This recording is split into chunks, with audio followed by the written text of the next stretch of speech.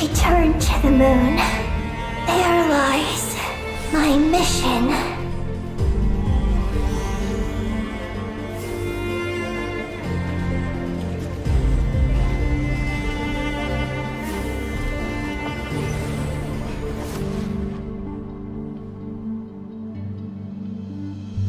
After the Pioneer landed, he began to explore the moon and circumlunar zone. One day, while in the circumlunar zone, he received a mysterious signal from deep space. All I want is to go back home and see what other gifts Alen wanted me to inherit. I really can't go anywhere without running into you two.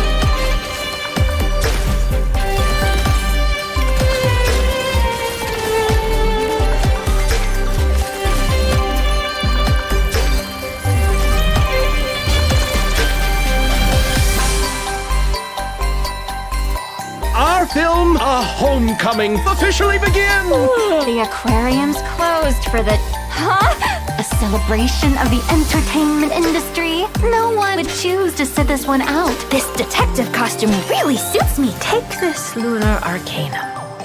Does that count as a prophecy? The reversed moon.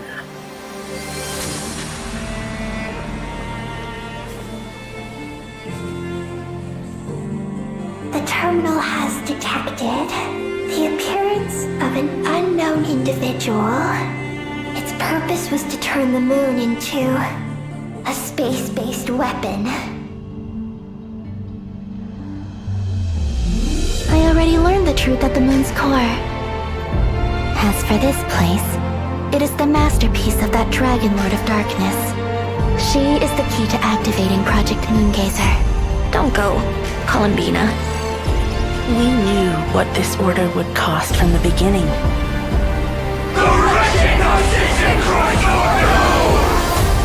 If Columbina is calling for help, the spaceship's our only chance. Project Moongazer. It responded to me. I have a certain feeling about how she views that descender. If what Alen said is true, then I'm about to be... born anew. Inverted. World formula, reversion.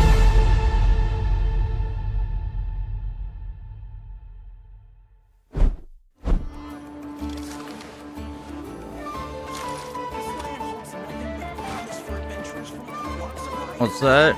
A letter? What's the letter say? Stream time. God fucking damn it. Alright. Hey, yeah, it's stream time.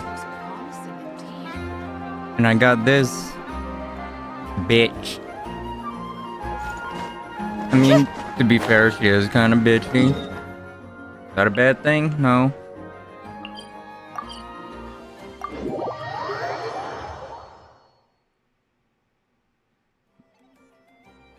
But the summer event for 2026.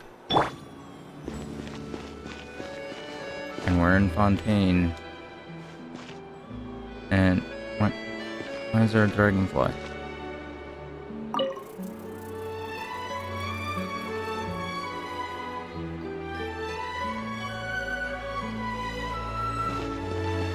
Just then,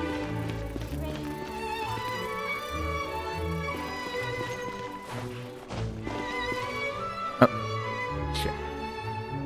You can still see it. Still see it. No, you can't. See? Told you they'd be here. Hey guys. Hey Xavier, how you doing? What's up Farina? How's it been? And Chiori. Oh, and Chiori and Farina too! Happy Fontanalia Festival. Ah, Hydro Archon above! If it isn't my darling camera operator and clapper loader! A very happy Fontanalia Festival to you as well! It's been a few years. I'm guessing you came back to celebrate with us? Of course. Yep. And how about two? Even though the last festival had some unexpected hiccups, making the film was still super fun. Since you're all here together like this, you must be planning on entering the competition, right? Of course! A celebration of the entertainment industry? No one anyone would choose to sit this one out? It only happens once a year, after all. Fontaine Fashion Week might be more my speed, but the film festival brings in a lot of orders and boosts brand recognition, so I wasn't going to miss out either. A few new awards have been added this year, too. Best Director, Best Costume Design, oh, and Best Camera Operation. Ooh, sounds like we've got work to do. Come on, tell us! What's Musketeer Pictures film gonna be about? Oh, about that. What's wrong, Xavier? What's with that look? Oh, man. You weren't scammed by some shady investor again, were you? No. Even I'm not naive enough to fall for something like that again. Fact you have to say again. Besides, thanks to the fine people here, Musketeer Pictures has more than enough funds to shoot without investors. And yet problems persist. Huh? What do you mean? Well, we were planning to replicate our past success and shoot a film based on a popular novel. But as we were holding auditions for the female lead earlier today, a striking young mademoiselle wandered in by accident. Her disposition was simply ethereal, the look in her eyes somewhat melancholic. Oh, I wish you could have been there. The awe I felt can scarcely be put to words. Sounds like she made quite the impression then. You had to be there, friend.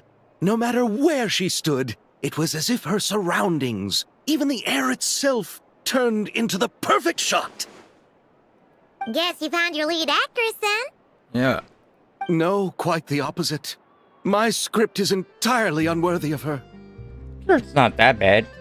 I fear it is. Nevertheless, I couldn't help but approach the mademoiselle to ask about her background and what brought her to Fontaine. What did she say? Sadly, she said her best friend was gone.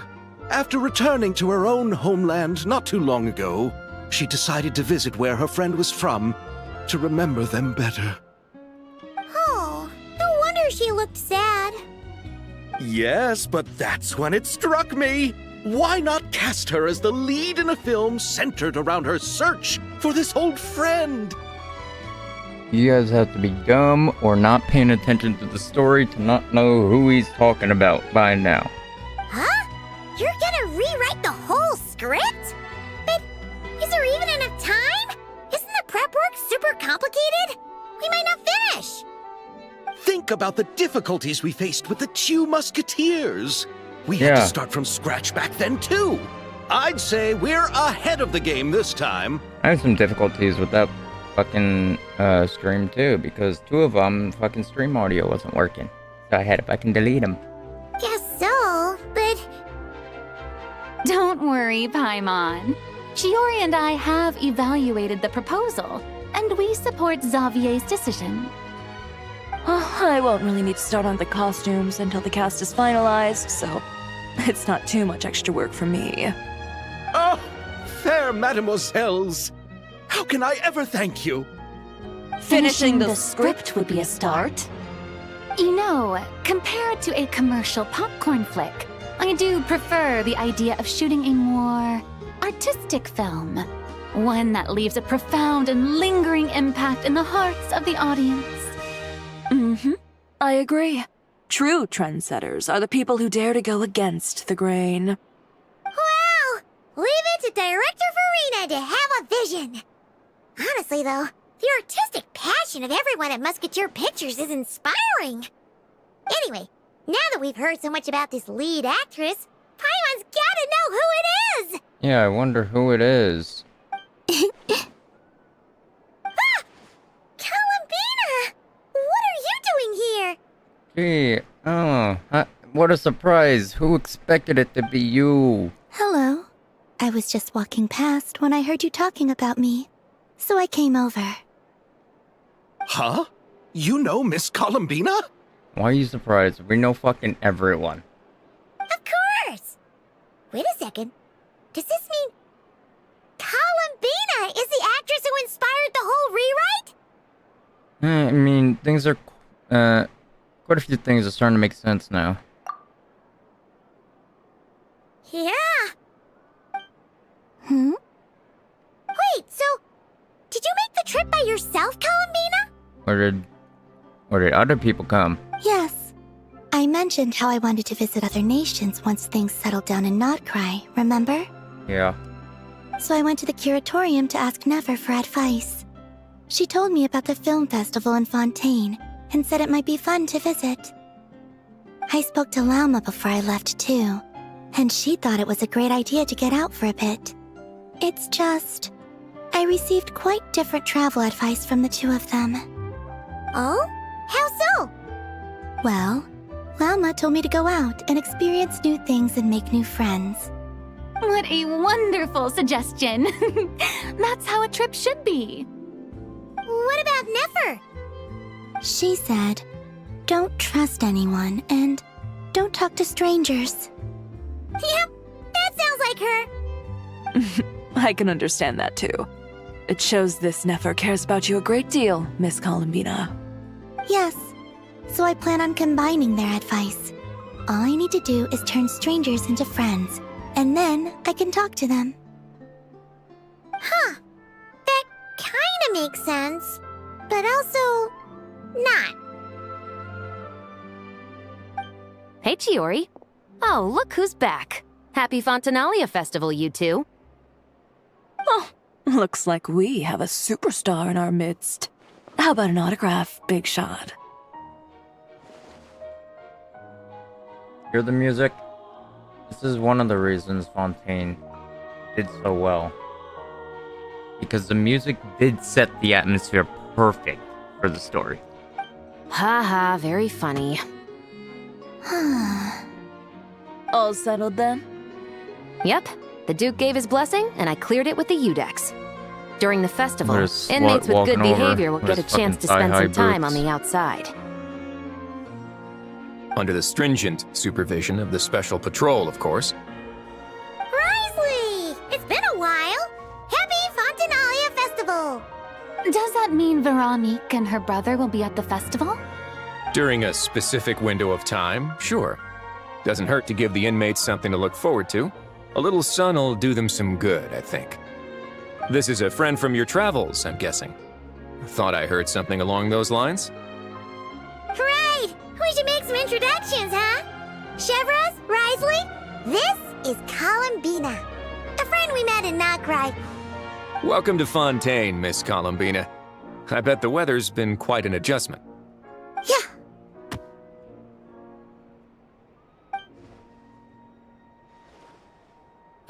And not the good kind, I take it. No, I quite like it. It's a lot warmer than nod-krai. Then what was the punch for? Oh, should I not have done that? The flowers that bloom here are so vibrant, and the people are so kind. I just wanted to become friends as fast as possible. Ah, so that was meant as a gesture of friendship. Is that right, Miss Columbina? Mm-hmm. Isn't that what friends do? Right. Might have been a bit premature in this instance, though. Your friend here is quite the character. I mean, you don't get out much. He's a little autistic. Good thing we said something. You weren't seriously gonna go around punching every single person in Fontaine, were you? No, just the ones I wanted to be friends with. That's not... what Paimon's trying to say is, maybe keep the punches to a minimum until after you're friends with someone. If you say so. You're quite the character, Miss Columbina. So, are we friends?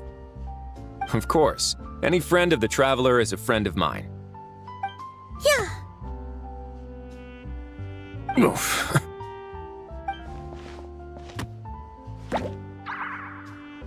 Yeah. When it comes to friends, you sure know how to pick 'em.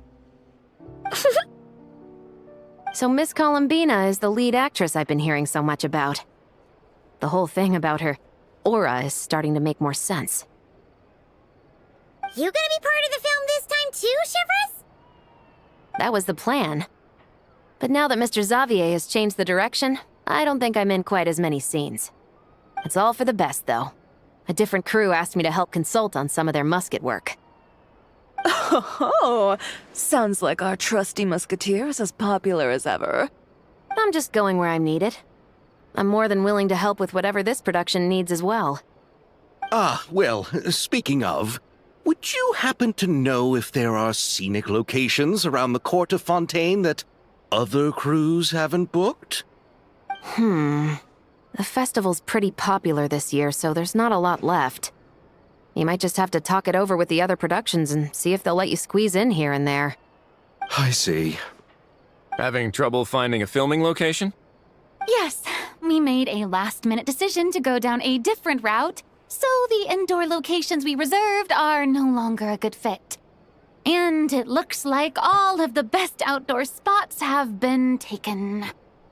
You know, I might know a place. Good views, good atmosphere, and no production team has snatched it up. That sounds perfect! Where is it? You want me to reveal it just like that? Come on, let it be a surprise. You're gonna take us all to jail. As much as that sounds riveting, I think we should divide and conquer. You go do that, and Director Farina and I will take Miss Columbina around the city to discuss lighting and styling. Is that all right with you, Miss Columbina? Traveler? Huh? Yeah, you can go ahead. I trust these people with my life. I trust them with Paimon. Yeah, everyone here is our friend. So don't worry about a thing and just focus on enjoying your trip. Okay. All right, then the Traveler and I will go check out this potential filming location. It might even give me some inspiration for the new script. I'll leave this to the Duke then. Until later, everyone. Maybe we'll run into each other on set. Okay then. Lead the way, Risley. Paimon's not built for suspense. Let's get this show on the road. Who said anything about roads? Huh? Where we're going, we need no roads. Back to the Future reference. Good movie. Good trilogy.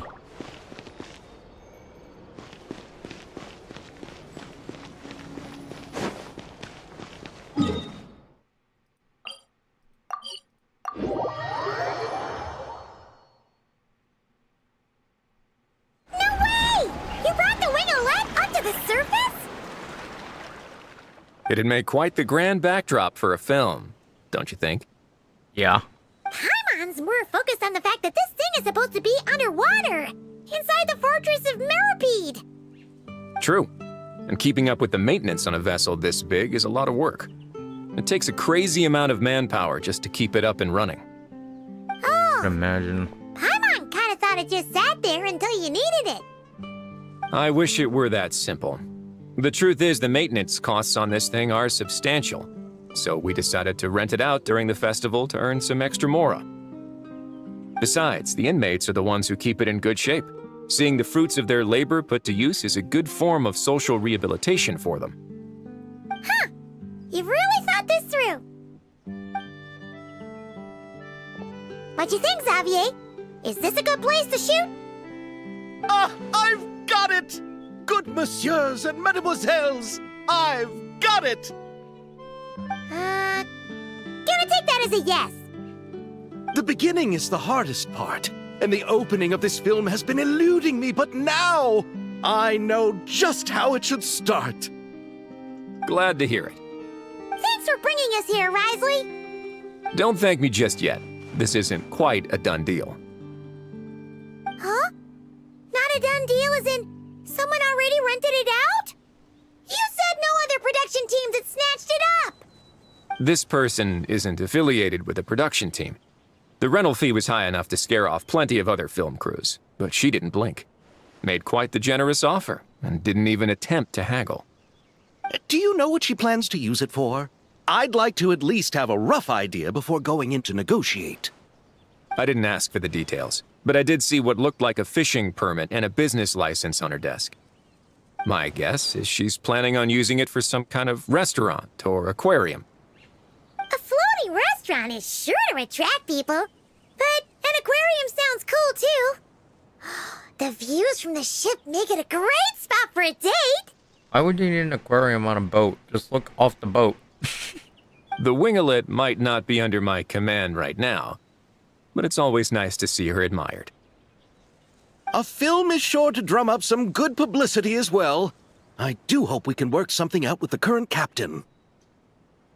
Well, guess we should head over and talk things out then. Especially in Fontaine water. Look under the water there. It looks like a fucking fish tank. Best of luck.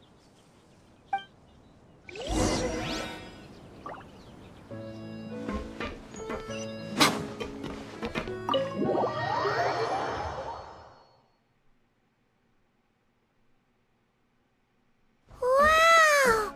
The wingelet seems even bigger up close. The rooms are so spacious. Wonder who rented it out. Hello? Anyone there? Perhaps the captain Yes, had no. business to attend to elsewhere.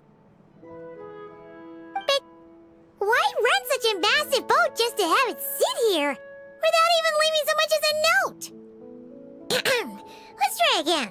Cover your ears. Paimon's gonna yell. Anyone there? Hello? Seriously? Right now? You know that voice. What is it gonna take to get some decent sleep around here? Is a nap too much to ask for? Sorry, the aquarium's closed for the... Huh? See Lolly? Traveler! Paimon! Hold on. Oh, this is just great. How am I gonna go out dressed like this? Oh, what happened to my regular clothes?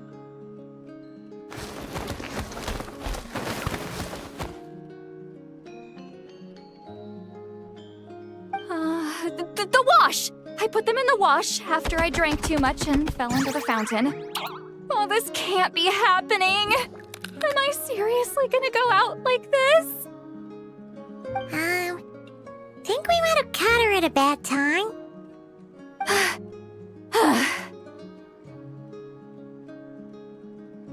See Lolly? Hi. I don't wanna hear it. Hear what? A single word about what I'm wearing. No comments, none. Is that clear? Oh, yep. Crystal. Cute. Huh? You think so? No, wait, I told you not to say anything! I didn't say anything. Then what was... her thoughts. I heard her thoughts. How could I forget about that? Oh, this is so embarrassing. I seemed a little too pleased to get that compliment, didn't I? Wait, the mind reading went both ways.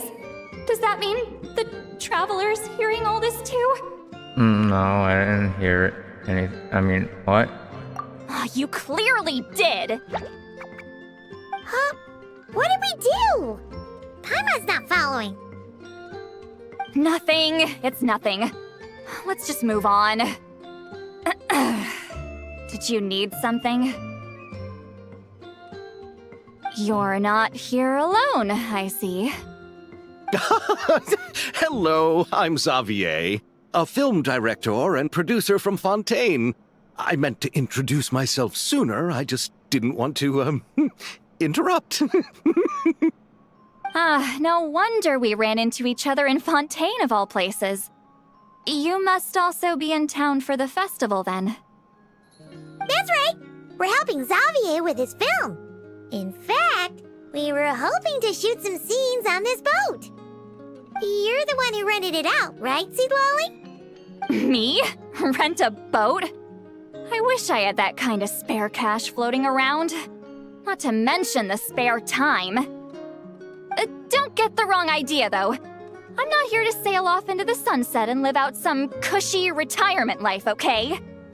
I'm not that old. Then why you dress like...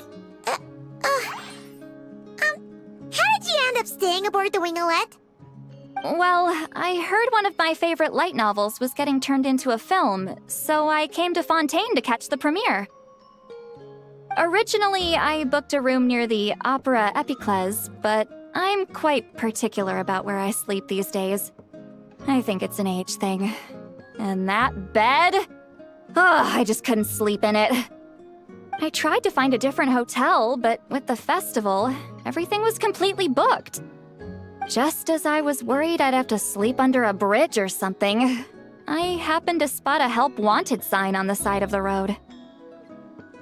Oh, so you're here to take care of the boat? No, I was hired to man the front desk. The pay is a bit low, but food and drinks are covered. And it includes room and board during the festival. Plus, the job is simple. So I thought I'd give it a shot. Sounds like a damn good job. Wow! They actually thought you'd be a good fit, huh? What? You don't think I'm cut out for it? All I have to do is tell people the aquarium isn't open yet. Other than that, I'm free to do whatever I want. It's a pretty sweet gig. That's all? Yeah, I was also kinda shocked. But it's not a lie. Head downstairs and see for yourselves. There's nothing but empty tanks.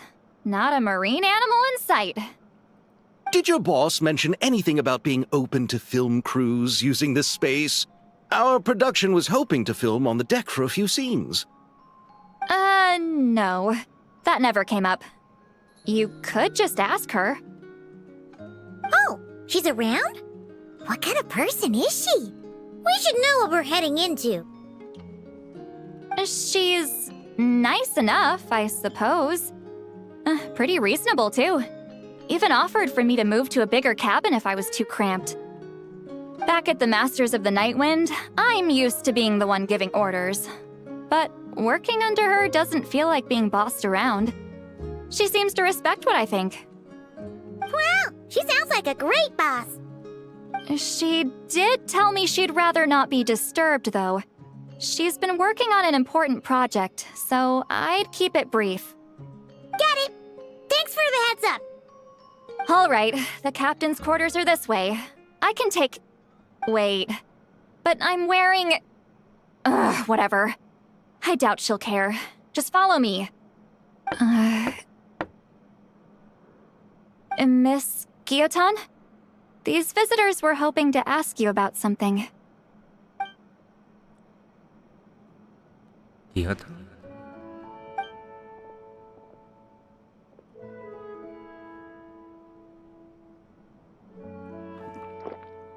I thought I said to limit the interruptions. Just tell them the aquarium is still...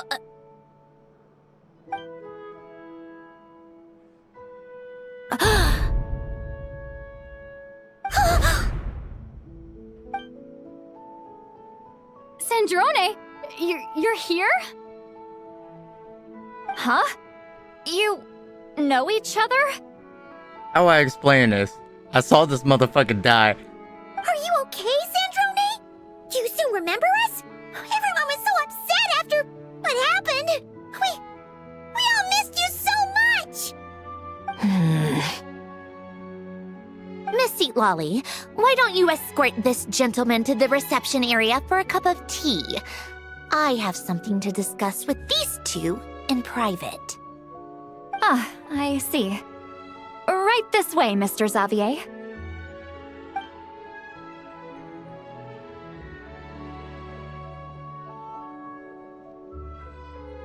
Sandrone? I really can't go anywhere without running into you two, can I? Are you okay? During the battle, your core, it was... Destroyed by that bastard Dottore. That's right. But as you can see, I'm fine now. No major issues. Or at least, there shouldn't be. Oh, what a relief! Why didn't you tell us sooner? Or come now that I have the chance, I just want to say... Thank you for saving me. Huh? Don't get the wrong idea. I only saved you so we could complete that formula and defeat Dottore once and for all. Even if he did crawl back from the grave to make us all miserable again. That doesn't matter. You're still a hero. All right. But it wasn't just me. All I did was lend my brilliant mind to the cause and take care of one part of the plan. Although, I'm not denying it would have fallen apart without me. You got that right. You're amazing. But how did you go from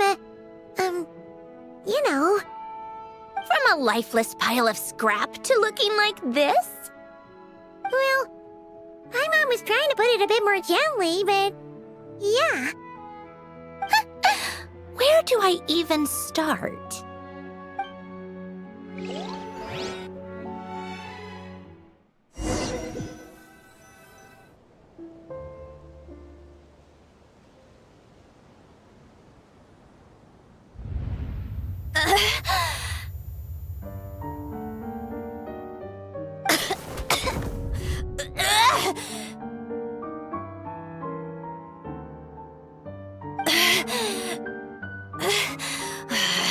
Curse it all!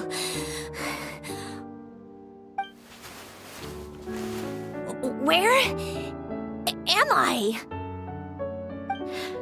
Did we do it? How much time has passed? I'm not in one of that lunatic's experimental labs, am I? Wait, Fontaine decor. Books from the Research Institute. Phew. One thing at a time. Initiate self-diagnostics. Assess the extent of the damage. Cut power to compromised, non-essential components. Then reconstruct available action modules.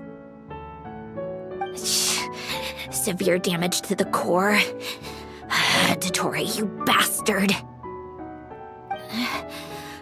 Polonia?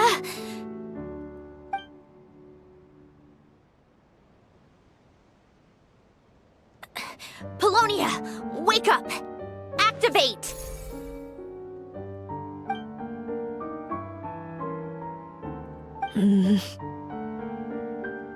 You're in even worse shape than me. Internal gears and energy circuits are barely intact. Extreme damage to the core, just like me. Rebooting is off the table. Even if I could repair the damage, I don't know if... You used up all your critical energy in those final moments, didn't you? To protect the core of that guy in the hat, and the numerological array. That guy in the hat. I know who that is. Wait, The hat the man. array. Yes! The prototype is still here. But can I even run it in this state? Whatever. I have to try. I just need to confirm one thing. Activate the numerological array. Connect the computing core to my body. Just like I thought. It needs too much computing power.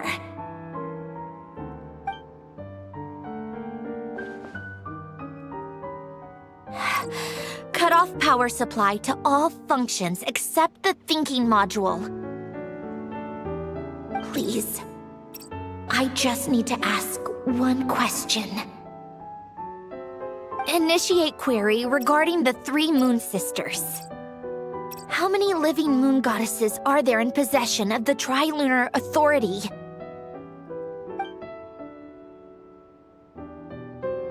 One. It worked. You did it, Columbina. You made it back. But how did I survive? The self-diagnostics showed damage severe enough to shut me down for good. What triggered the reboot? Huh? A built-in message. Only visible after a core reboot. The final gift.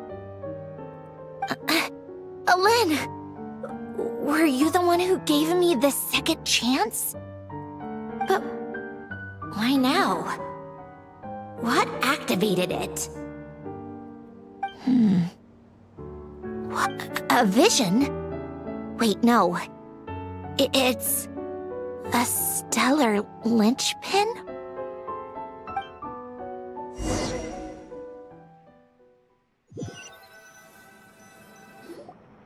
A stellar linchpin?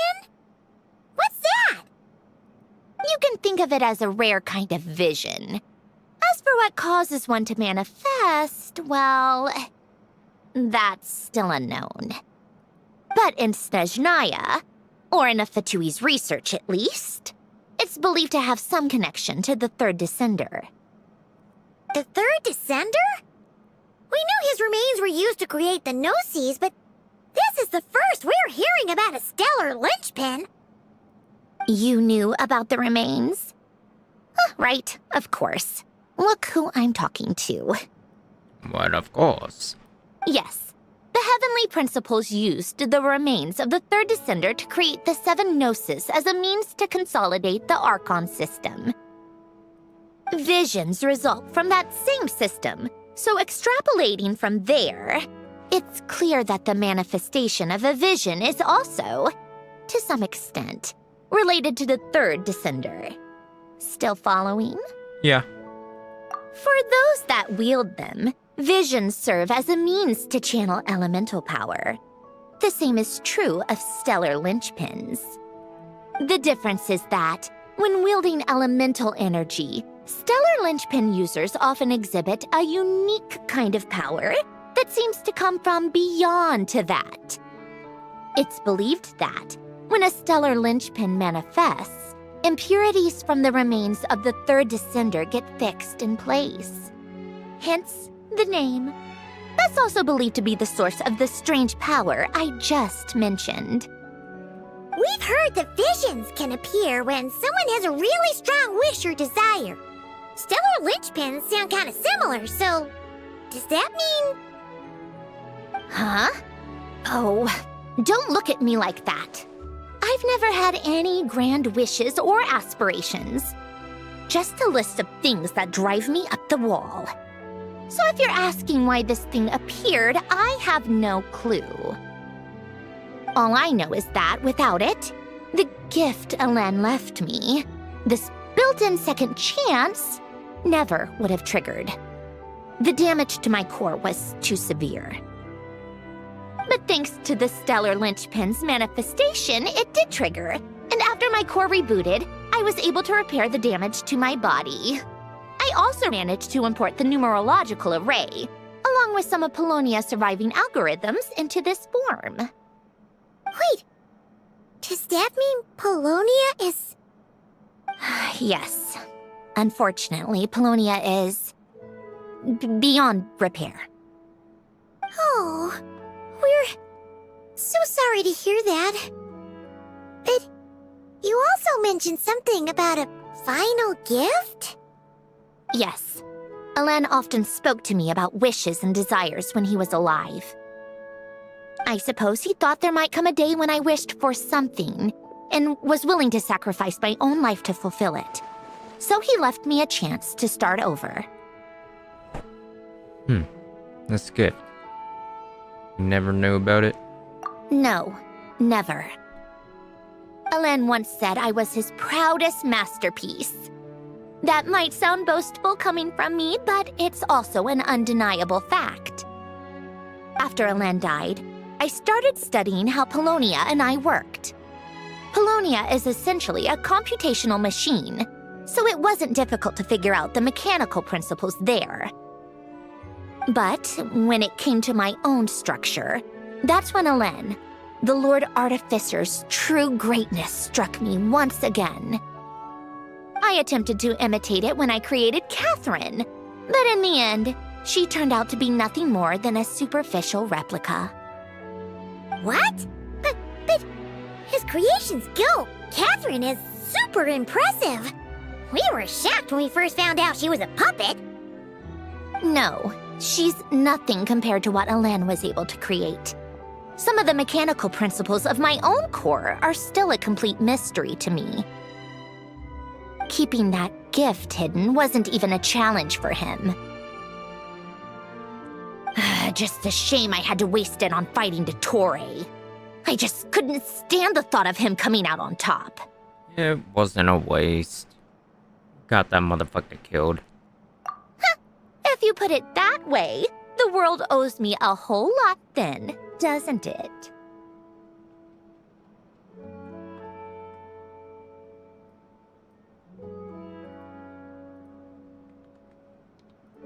Wait, but all this still doesn't explain what you're doing here.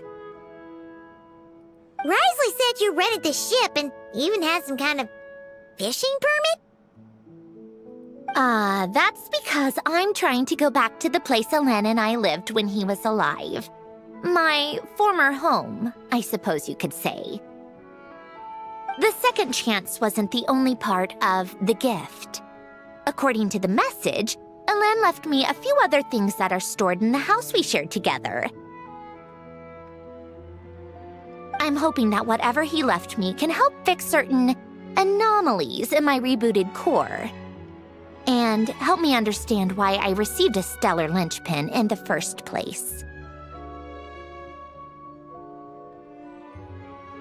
Okay, so go back then. What does that have to do with fishing? And to think I'm talking to the saviors of Fontaine. Did you forget that the water levels have been rising for centuries? I can't just go back to the place I used to live because now it's underwater. Oh, right.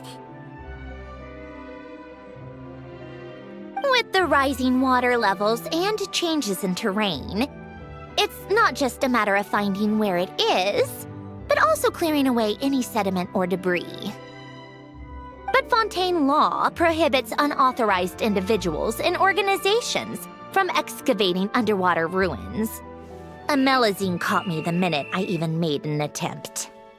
Why not apply for authorization then? And face the endless slog of Fontainian bureaucracy. No thanks. Besides, I'm a Fatui harbinger.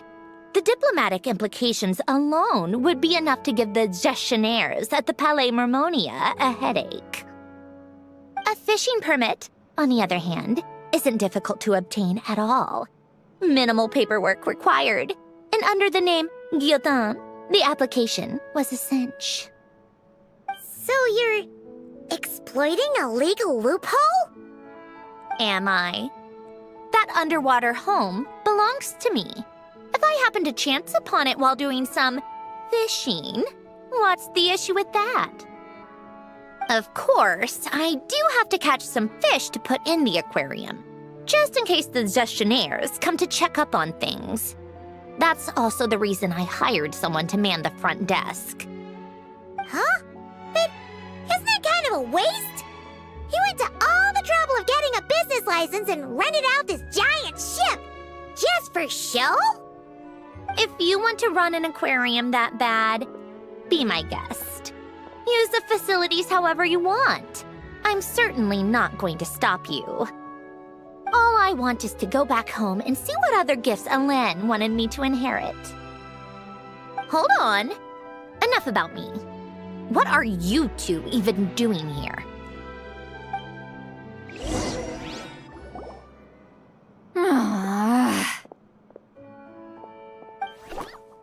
Seriously?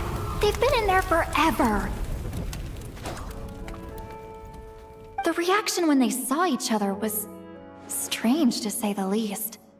They're lucky I was nice enough to leave the room and give them some space.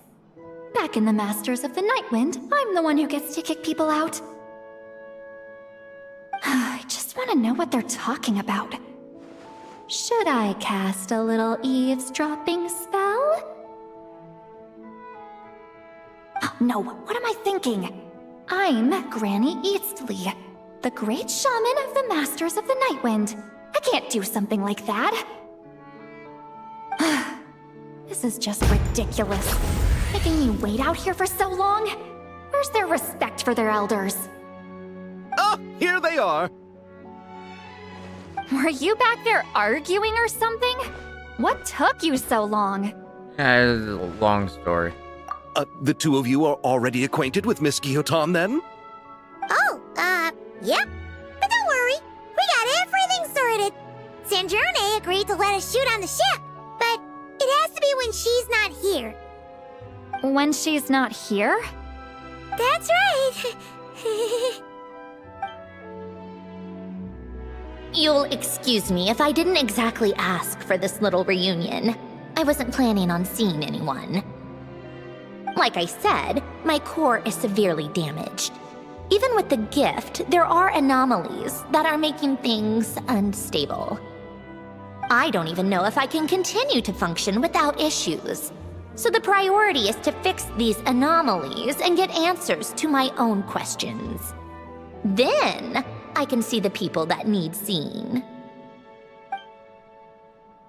Anyway, just let Sandrone know when you plan to film Xavier, and she'll, steer clear. I do hope I'm not causing Miss Guillotin too much trouble. No! She just wants to keep a low profile for her own, complicated reasons. She doesn't want anyone else to know she's here. Understood. I'll be sure to keep that in mind. Oh, and see Lale? Huh? She wants to talk to you. You mean Miss Guillotin? Yeah. What does she want? Oh, please don't let it be about the pajamas. What? The 7th of the VIII Harbingers? Why are you telling me all this? I asked the Traveler about you, and I've decided it's best to be open in this instance. I can understand if you would rather not work for a Harbinger. Regardless, the room on the ship is yours to keep. You're an acquaintance of the Traveler, and I plan to honor that. Wait, she's actually nice? It's not a problem. The captain also worked for the VIII, and he helped Natlan a great deal. We know that there are good people among your ranks. Besides, I've been around long enough to know what it means to earn one's keep. This isn't Natlan, and I don't expect special treatment. Besides, sitting at a desk isn't exactly back-breaking work. I appreciate that perspective, great shaman. Seat Lolly. Just call me Seat Lolly. That title makes me sound so... old. Well, Seat Lolly, the Traveler and I are looking for something, so we'll be heading underwater together soon. I'll leave the ship in your care while we're gone. Together? How often? Not too often. We're heading out in a bit, but I'll be available if you need something. You couldn't, go alone? I wanted to, but she was concerned about my physical well-being, so she offered to come with. Guess my mental well-being means nothing then. Huh?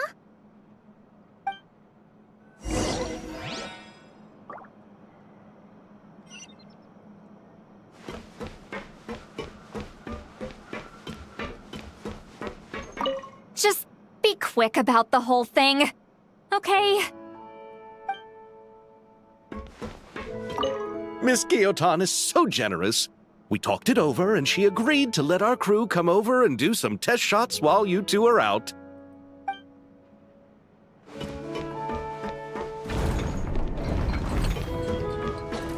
Ready to set sail, Captain?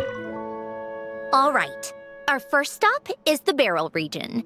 After Alain left the Fontaine Research Institute, he lived in seclusion somewhere around there. Okay.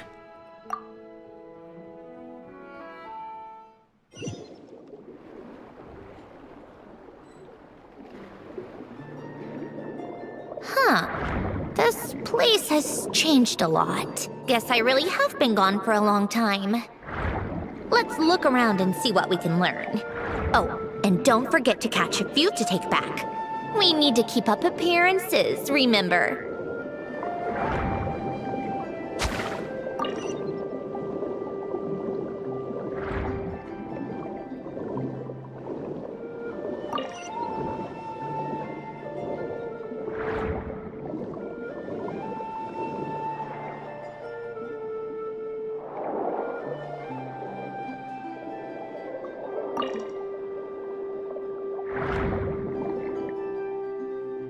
Poisson isn't too far from here, right? It's all a bit nostalgic, I guess. Back when I lived here, all this was still above water. All right, I have a general understanding of the terrain changes and sediment accumulation. We can stop here for now.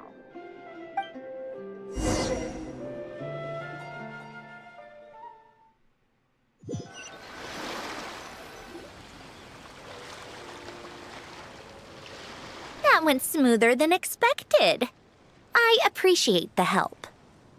No problem. You doing okay though, Syndrome? Seeing your home look nothing like you remember, that can't be easy. I'm fine. Times change. People change. That's the one thing you can actually count on. I made peace with that a long time ago. You should head back and put them in the aquarium tanks.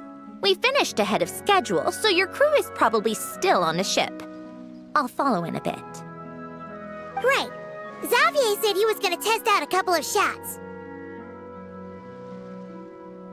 Sure you don't want to come with? I'm sure. I want to take another look around on my own. Okay then. Want us to let you know when the filming is done? No need. Columbina relies on Kuvaki to perceive her surroundings. In nod-krai, her senses are heightened because Kuvaki is everywhere. But here, as long as she doesn't activate her abilities, her range of perception should be equivalent to an average person's line of sight. I figured that out back in Snezhnaya. That's oddly specific. I have hiding from her down to a science. So, what? Things might be a bit different now that she's merged with the Moon Sisters, but I doubt there's been a drastic change. The point is, you two can head back. Don't worry about me. Okay, if you say so. Come find us on the ship if you need anything.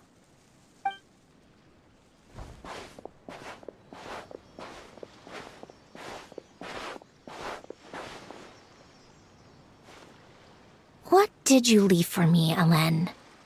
Did you know I would come back? Or did you make it so I would have to?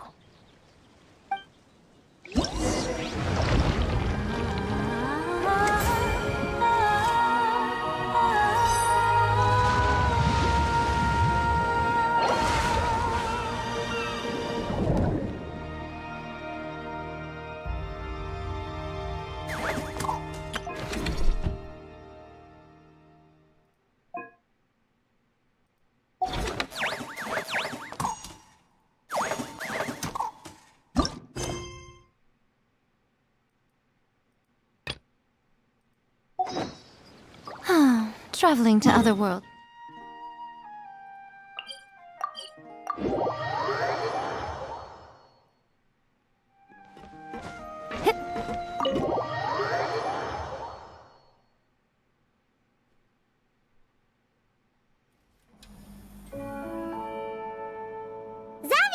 We're back! What's up, gang?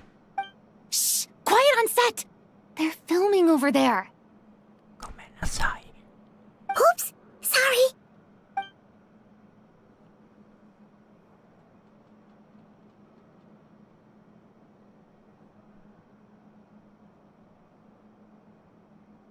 What's your take, Detective? Bullet wound to the chest. Gunpowder residue on the clothes. The victim must have been shot at close range. You think it was someone they knew? Yes. It's possible the suspect arranged for them to meet at this very spot. A reasonable deduction. But you're overlooking a crucial clue. What? The victim's pocket watch is missing. And cut! I think we got it! Good work, everyone! Phew, finally.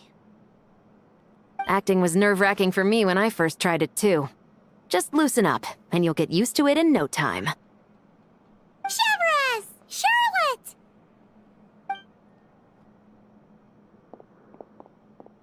Oh, hello there, you two. You're filming here too? Oh, so Charlotte's crew must have been the one that asked you to help out, huh, Severus? Yep, they heard about a potential filming location and wanted to come check it out. But when we got here, your crew had already beaten us to it. Luckily, Xavier and our director, Lapine Pauline, go way back. In the end, we agreed to just share each other's filming locations. Considering all the last-minute changes, that's just what Musketeer Pictures needed. For sure! Based off the scene just now, you must be the star of the film, Charlotte! You bet! This detective costume really suits me, don't you think? It does. Oh, for sure. You're already right at home lurking in the shadows taking pictures of this and that. Add a notepad and you're practically method. Thanks, Miss Chiori. I appreciate the compliment. That didn't sound much like a compliment to Paimon. So this is a film set? It looks like a very happy place. This must all be quite new to you, Miss Columbina. Yes. I watched a few films with a friend once, but she thought there was no point if I wouldn't open my eyes. So she stopped inviting me. Looks like I missed out on a lot. Well, now you get to make up for it. True. But being an actor seems like a tough job. Huh? Most people would swap lives with an actor in a heartbeat. The lifestyle is so glamorous, and the pay is more than generous. But they have to act out lives that aren't their own, with the whole world watching on in judgment. If they don't do it justice, it must feel like they're letting people down. That's exactly how it feels. This young lady has quite the unique perspective. Well, that's true. But these actors are here because they want to be and they think it's fun. Most of them, at least. Not to mention, the film we're shooting is based entirely on you, Miss Columbina. You just need to be true to yourself. I don't have to pretend to be someone I'm not? Not at all. Authenticity is what we're after. For example, this first scene opens with you on the boat, sailing to your friend's homeland. You just need to think about that moment in the story and picture how you would feel. Oh, okay. We're all here? Wonderful! Let's head to the deck and get shooting. Oh, and this is for you, dear Paimon, your clapperboard. Whoa! Is this the same one Paimon used for the Two Musketeers? The very same. I saved it just for you. Thanks, Xavier! Feels like being reunited with an old friend. Got my camera too? Of course! That said, I have a different job in mind for you this time, traveler. What? Our film is focusing on a single protagonist, so conveying the subtle changes in her state of mind is of the utmost importance. In addition to the actor's own performance, another way we can convey that is through lighting. Huh? But there's already a lighting specialist, isn't there? Yes, but it's clear the Traveler and Miss Columbina share a deep bond. You might have a better chance of understanding her frame of mind in certain scenes. Oh, that makes sense. Yeah. So, what do you say? Willing to take on the role of lighting specialist? Yeah, I can. It's settled! I leave the job of translating our leading lady's inner thoughts in your capable hands.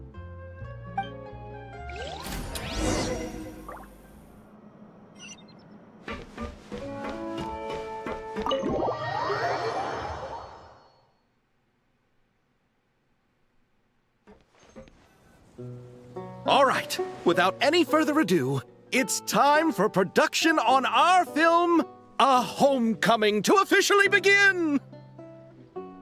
Turning it over to you once again, Director Farina. All right. Positions, everyone! Camera operator, clapper loader, get set up. Let me know when lighting is good to go.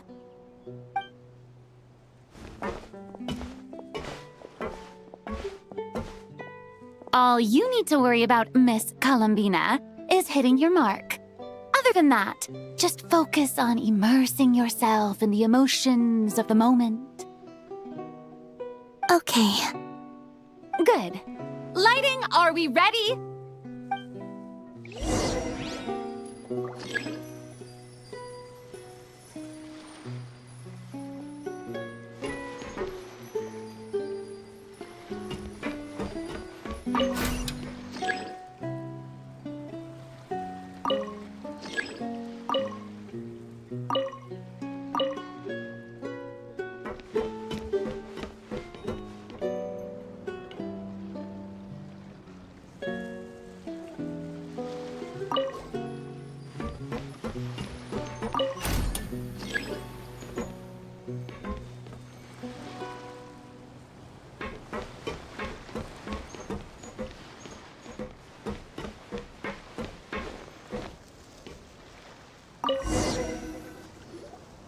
Ready. All right, quiet on set. 3, 2, 1, action!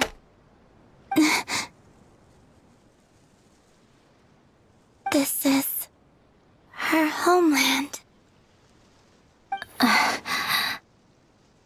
Columbina.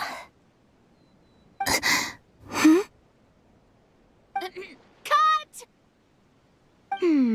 The emotions I'm looking for were definitely there. Let's just try to keep it a bit more natural. Oh, but definitely keep that gesture at the end. I loved how real it felt. You looked genuinely moved. All right, if you're ready, let's go for another take. Miss Columbina?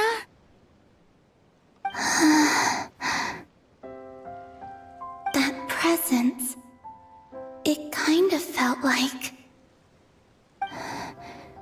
Sandrone?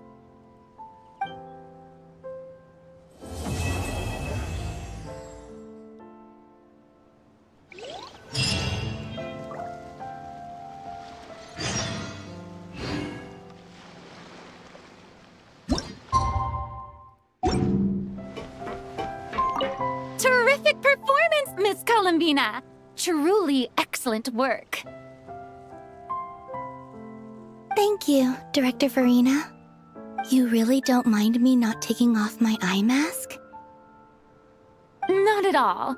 Xavier and I already talked it over. The character is based on you, so there's no need to change what you're accustomed to doing. Besides, the mask could become one of the defining traits of our film's leading lady. Just like you suggested, we'll leave the reveal to the more important moments.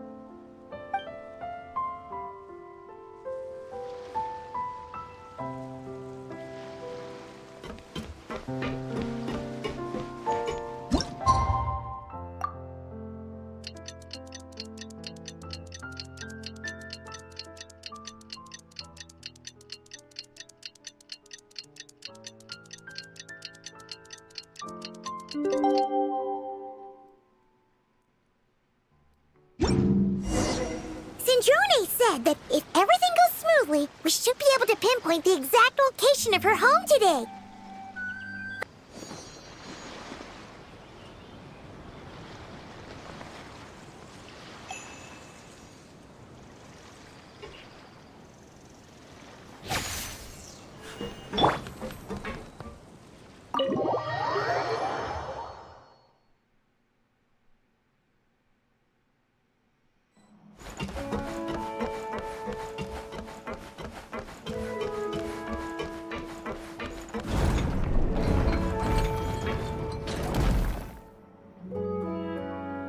Ah, you're here. We should get going then. Xavier and the others should be filming soon. How's it going? Have you managed to figure out the location of your home yet? I've narrowed down a few potential locations. We just need to take a sample from each one. Once the equipment analyzes them, we should know the exact location and where to find the entrance. Great!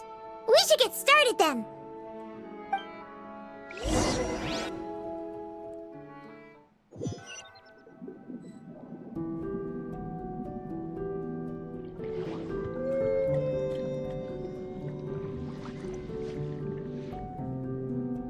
All right, let's get a move on.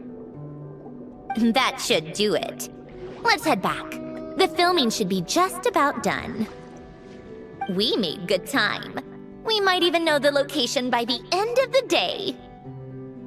You sound pretty happy about that. Do I? I suppose I've just had enough of these anomalies I've been dealing with. The sooner I can fix them, the better. Anyway, enough chit-chat. We have work to do.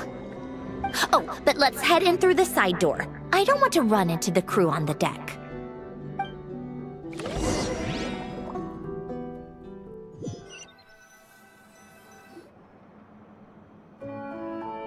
All right, now we just need to wait for the results. Since we have some time to kill, I suppose I might as well see how this aquarium of yours is coming along. You seemed quite enthusiastic about it, after all. It's really coming together!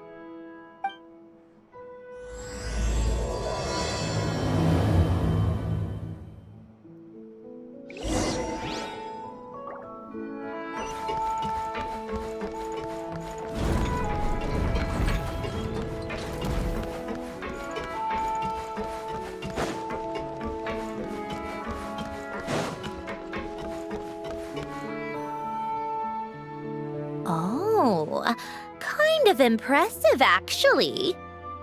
These must be the ones we caught the first time we went underwater. Like it? It's fine, I guess. Nothing special. Come on! It sounded like you really liked it just now! You're that proud of it? Is this a sense of accomplishment or something? Well, yeah. And it's pretty! You know it's gonna be gone soon, though, right? What do you mean? After the festival, this ship will be returned to the fortress of Meropide, and this aquarium will be no more. So? So, no matter how much work you put into this place, once the festival is over, it's all just going to disappear. But not making the most of it when we have the chance is an even bigger waste! But if you know it's all going to be gone one day, why even bother? Well, because you still get to keep the things you gain along the way. And those are things that can never be replaced. Doesn't that make losing them even harder? Well, if you put it like that. But the happy memories we make along the way last forever. You just have to take a more glass-half-full perspective. Not to mention, everything we do here is going to be on film, so it'll still live on in some shape or form. And when you look back on it, only happy memories will come to mind? Exactly! So it's about finding joy in the process itself. Traveler! You're back already? What's wrong with that? You say that like it's terrible news or something. How did you get here? I didn't see you on the deck. Oh, never mind. We need to help Miss Guillotin hide ASAP. The crew is heading over here to shoot any second. What? They should be done by now. There was a mishap earlier that cost them some time. I was waiting on deck so I could warn you the minute you showed up. Anyway, you should head back to the captain's cabin right away. They're gonna be here any minute now. Finally! That's a wrap for the scenes on the deck. Wouldn't have taken half as long if the wind hadn't snapped our equipment in two.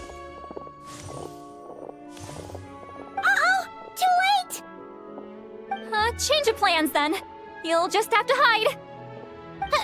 Hide? And where exactly am I supposed to do that? Oh, there's a box over there! You can get in that! Huh? You expect me to? Do I need my makeup done for the next scene too? For the love of... Let me see. Maybe just a quick touch-up. Huh? Traveler and Paimon? What are you doing here? I thought you took the day off to take care of something. Huh? Oh, well, it didn't take as long as we were expecting, so we came back early. What about you guys? You're still not done shooting for the day? No. We ran into an issue that, set us back. It meant Miss Charlotte's crew wasn't able to wrap either.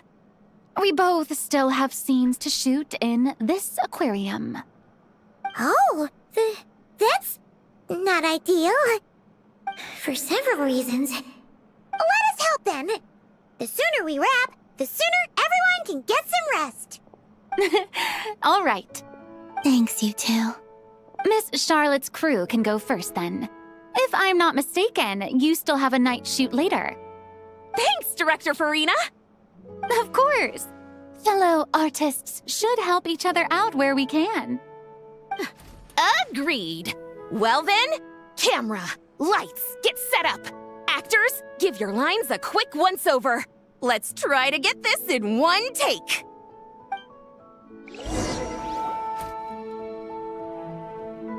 All right, places, everyone! And 3, 2, 1, action!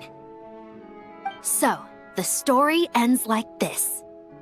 But when Duke Saint Germanus departed, he clearly said that everything was beyond redemption. Huh? That sounds familiar. Wait, it's from that novel I came across while researching the numerological array. He's only a genius when it comes to mechanics, and everything else, he's just an ordinary person. Huh? What was that noise? Whatever, I'll just fix it in post. Mr. Koba, please don't speak as if I were the accomplice. Not so hard. This box isn't sturdy enough for that. This is why I keep saying, don't put too much trust in Clockwork Mecha. Unlike humans, machines don't have a heart. A heart? That's right. It's what's on the inside. It's also referred to as someone's soul, or likened to free will.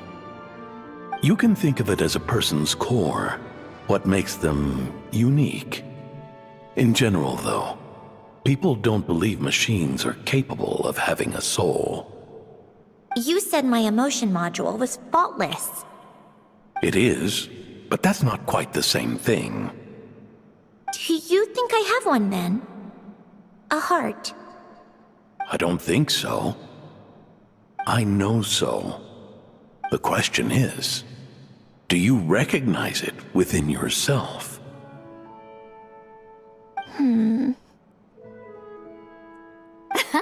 That's where you're wrong. I can't believe this. Forcing me to hide in a box and listen to this drivel. Me. In the end, clocks tick through tranquil years. Fish swim in crystalline springs. No matter how grand a dream is, it will fade away like this. Forlorn, wordless, silent. And cut. That was a long one. What did you think?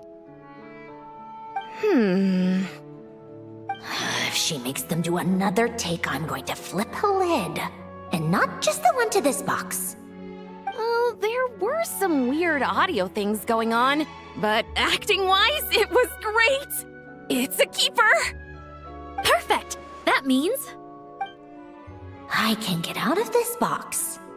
It's our turn. Camera operator, set up for the next scene.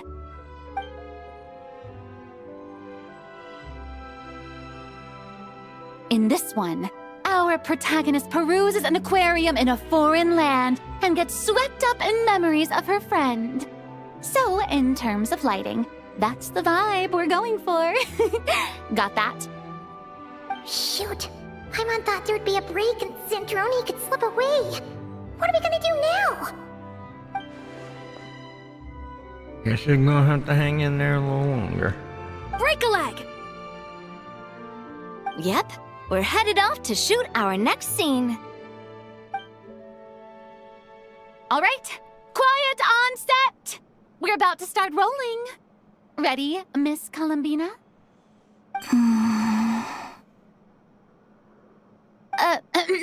Miss Columbina? I think she would like this. Quick, we should roll on this. It doesn't forage with the others, or prey upon its smaller kin. Instead, it remains where it is, cradled in the coral's quiet beauty, as though the raging cyclones above are of no consequence. And yet, she still stood before the cyclone in the end. So I think that story has it wrong. She is no different than us. She has a heart. Columbina. Hmm?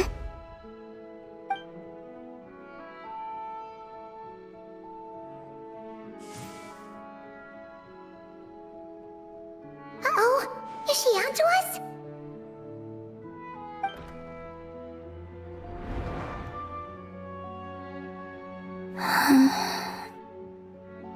What is she doing?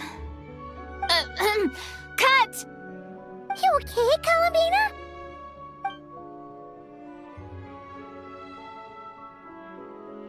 Hmm?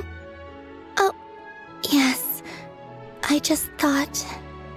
Why don't we take a short break? It's been a long day of shooting so far.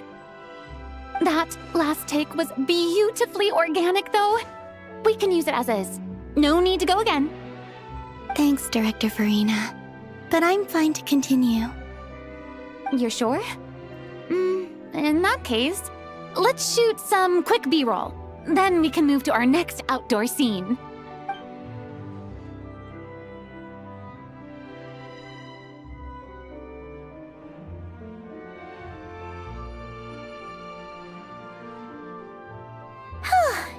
We're in the clear this time.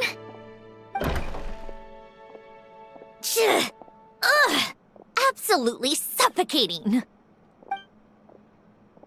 You okay, Zandroni? Right as rain. Come on, let's go check the test results. It's time for me to go home.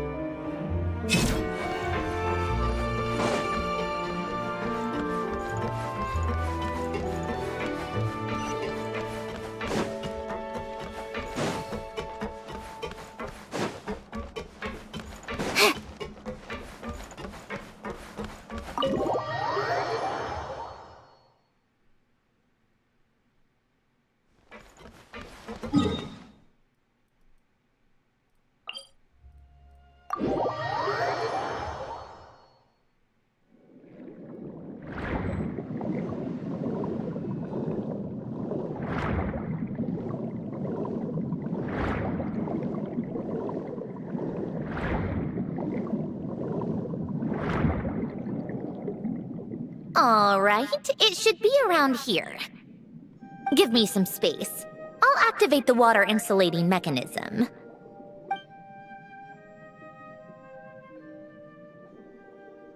The what? Hélène, much like Renee, had long predicted that the water levels in Fontaine would rise. Thanks to his expertise in mechanics, he was able to implement a few simple measures to protect our home from flooding.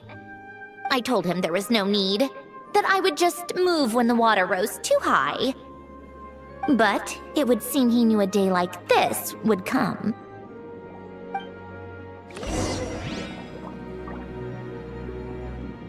All right, the silt has been cleared away.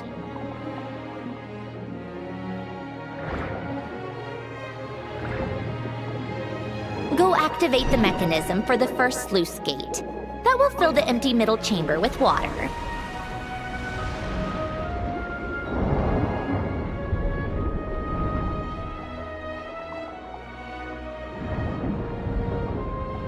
All right, now turn on the drainage mechanism in front of the second sluice gate, and this chamber will become empty once again.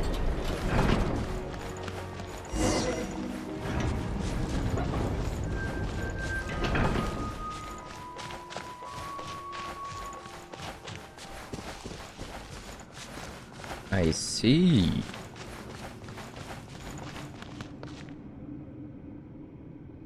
So, this is where you used to live? It's beautiful! There's even a garden! Back when I lived here, it was my job to tend to the potted plants and flower beds. Still growing strong even after all this time. Who would have thought? If the weather was nice, I would take Hélène out in his wheelchair and we would go for a walk. Before long, we started bringing Polonia along too. Come to think of it, I was the only one who could get around easily back then.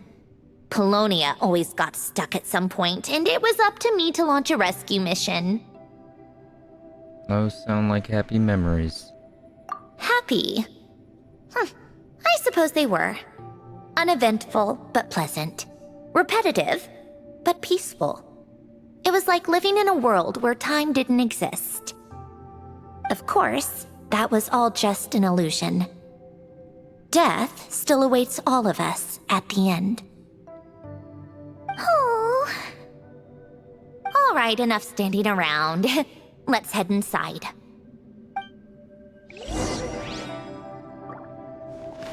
Yeah.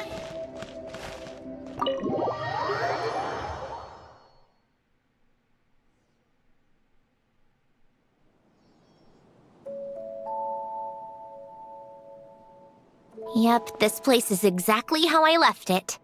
Nothing has changed. Alright, Sanjone, I have something to give back to you. What is it? Your notebook. Huh? How did you get... Oh, Arlecchino gave it to you, didn't she? And you... read the whole thing. Just so you know, a lot of that was written a long time ago. At that very desk, to be exact. Anyway, since you've already read it, you should just hold on to it. I can always start a new one. Well, feel free to look around. I'm going to start looking for the gift Hélène mentioned. Oh, but be careful with the stuff around here. I'm not saying you can't touch anything. Just try not to choke on the dust. A warm hearth.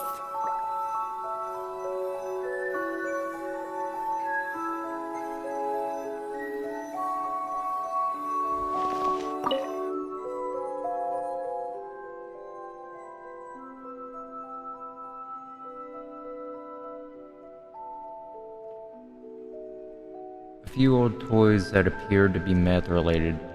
There are also some complex mathematical puzzles on the table. Oh, I played with these when I was little. During the first few months after I was created, I mean. At first, Hélène and I would play together, but it didn't take long for me to become unbeatable. So, Polonia and I played together instead. Yeah, these don't look like Paimon's kind of games. Logic and math puzzles? Those happen to be my specialty. It's been so long. What do you say? Should we play a few rounds? Sure, you pick the game. Let's go with this one. The gears on the left are stacked from largest to smallest. The goal is to move them to the other side in the fewest number of moves. Just remember, you can't stack a bigger gear on top of a smaller one.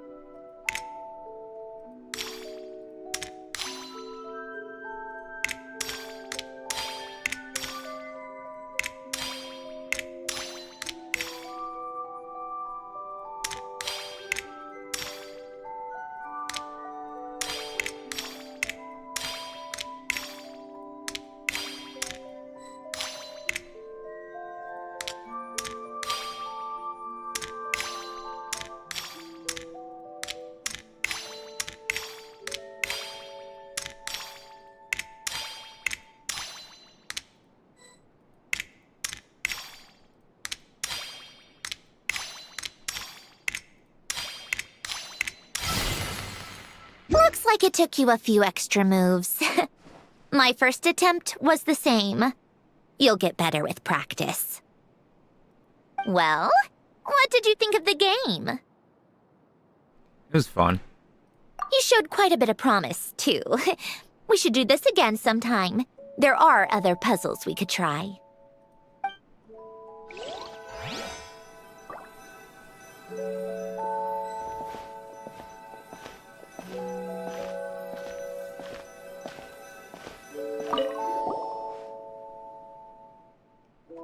A faded old picture. Wait, the people in this picture look kind of familiar. Oh, this was taken when Hélène and Renee were both still at the Fontaine Research Institute. Before their falling out. In his later years, Hélène would often sit by the fireplace and stare at this picture, wearing an expression somewhere between guilt and longing. He said he sometimes regretted not helping his friend when he needed it most, even if just to stop him.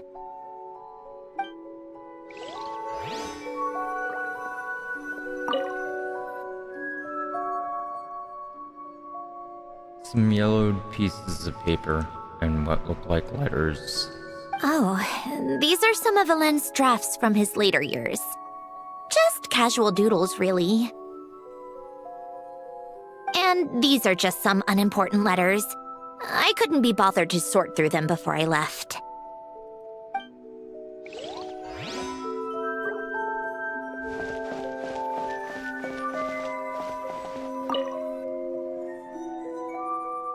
Some sort of mechanical workbench covered in all sorts of tools. Nothing a novice like me could make heads or tails of.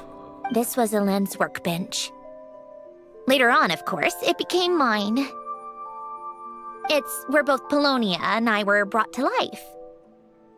Before Hélène was bedbound, this is where he would teach me about mechanics. I would sit and listen, chiming in with questions here and there. Later on, when he got too sick, I took over and would work on Polonia here. Wow! This house is filled with so many memories! It's so cozy and charming! You should have seen it in its prime, when people actually lived here. A lit fireplace, a steaming cup of coffee. That's the real deal. You know, we also used to have a mechanical piano that Alain built. Ooh! How chic! Alain never played it much. He probably wasn't able to at that point. But I managed to teach myself. Music theory is essentially math after all. Once you learn the patterns, it's not really that difficult. I loved perusing Alain's collection of classical music. The chords and harmonies felt like individual mathematical puzzles. It was fascinating, so I did some composing as well. But as Alain continued to deteriorate, even the sound of music began to grate on his nerves. So I got rid of the piano. Aww. Back then, I assumed a piano was like an ordinary clothing rack, commonplace in every home and easily replaceable. It was only after I left that I realized how hard a good piano is to find. Enough about that. Alain's gift should be just in here. The only things undisturbed before I left were a few of his personal belongings.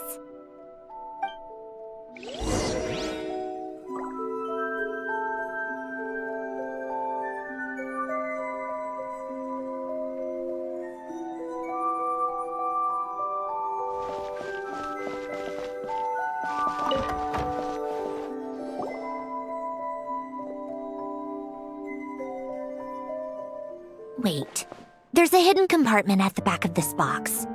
Looks like it's locked with some kind of gear mechanism.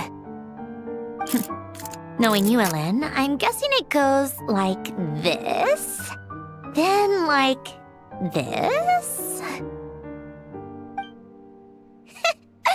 Got it. Am I a genius or what? Let's see here. A box? Well, you gonna open it?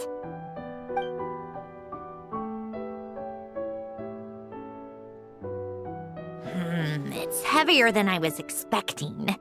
Just how much stuff is in here?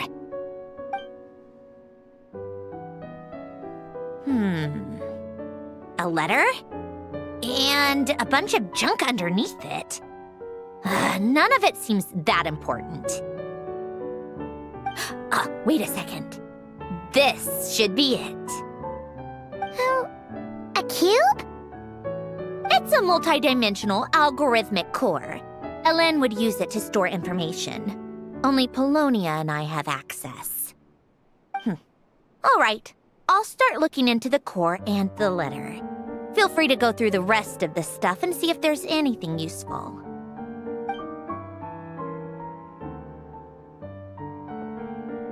Okay. Hold on. There's another picture in here. This one has writing on the back. A snapshot of you playing among the plants shortly after you were born. You seem to like these flowers a lot. May you grow and flourish just as they do. Huh? Wow! Look how happy you are in this picture. You've changed a lot since then, huh? What's that supposed to mean? Just that you come off kind of aggressive sometimes. Or, you know, annoyed at everyone around you. Well then, people should stop being so annoying. It's not like I'm the one with the problem. Of course not. Oh, here's something else. Looks like a piece of paper torn out from somewhere. Today, I solved another math puzzle and made a breakthrough on a construction problem the Institute has been stuck on for years. Am I a genius or what? No, wait, that's From now on, I I should have people address me as Her Highness the Clockwork Princess, unraveler of all reason. No, nope. No more of that. I thought I tore this page out. You wrote this? Then how did it get... Wait, there's more writing at the bottom. You seem to have developed a distaste for this particular entry, considering I found it in the trash.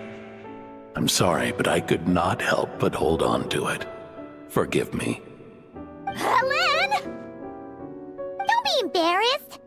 Everyone goes through a phase like that. Nonsense. I wasn't even the one who wrote that. It must have been Polonia. That's enough. I told you it was Polonia. You know what? We're done with this. No more rifling around in the box. Just put it down and let me read the letter. To my little clockwork princess. This is for Polonia. Not another word. Got that? If you're reading this. You've most likely received the gift I left for you. I just hope you didn't stumble across all this while cleaning out my effects or something trivial like that. I once asked if there was something you wished for. Do you remember that?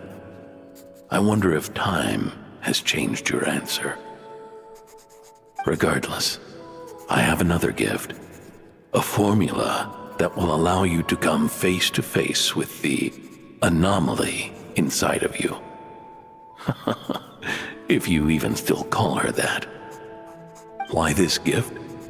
To understand that, allow me to wax poetic on the soul once again. I would ask you to stick with me until the end, but I know you will. You always have. I believe a person should be born twice over in their lifetime. First, there's the birth that grants us life. Then, the birth of the soul. It's a matter of transforming the life bestowed upon us into the life we choose for ourselves. And to do that, we must look inward.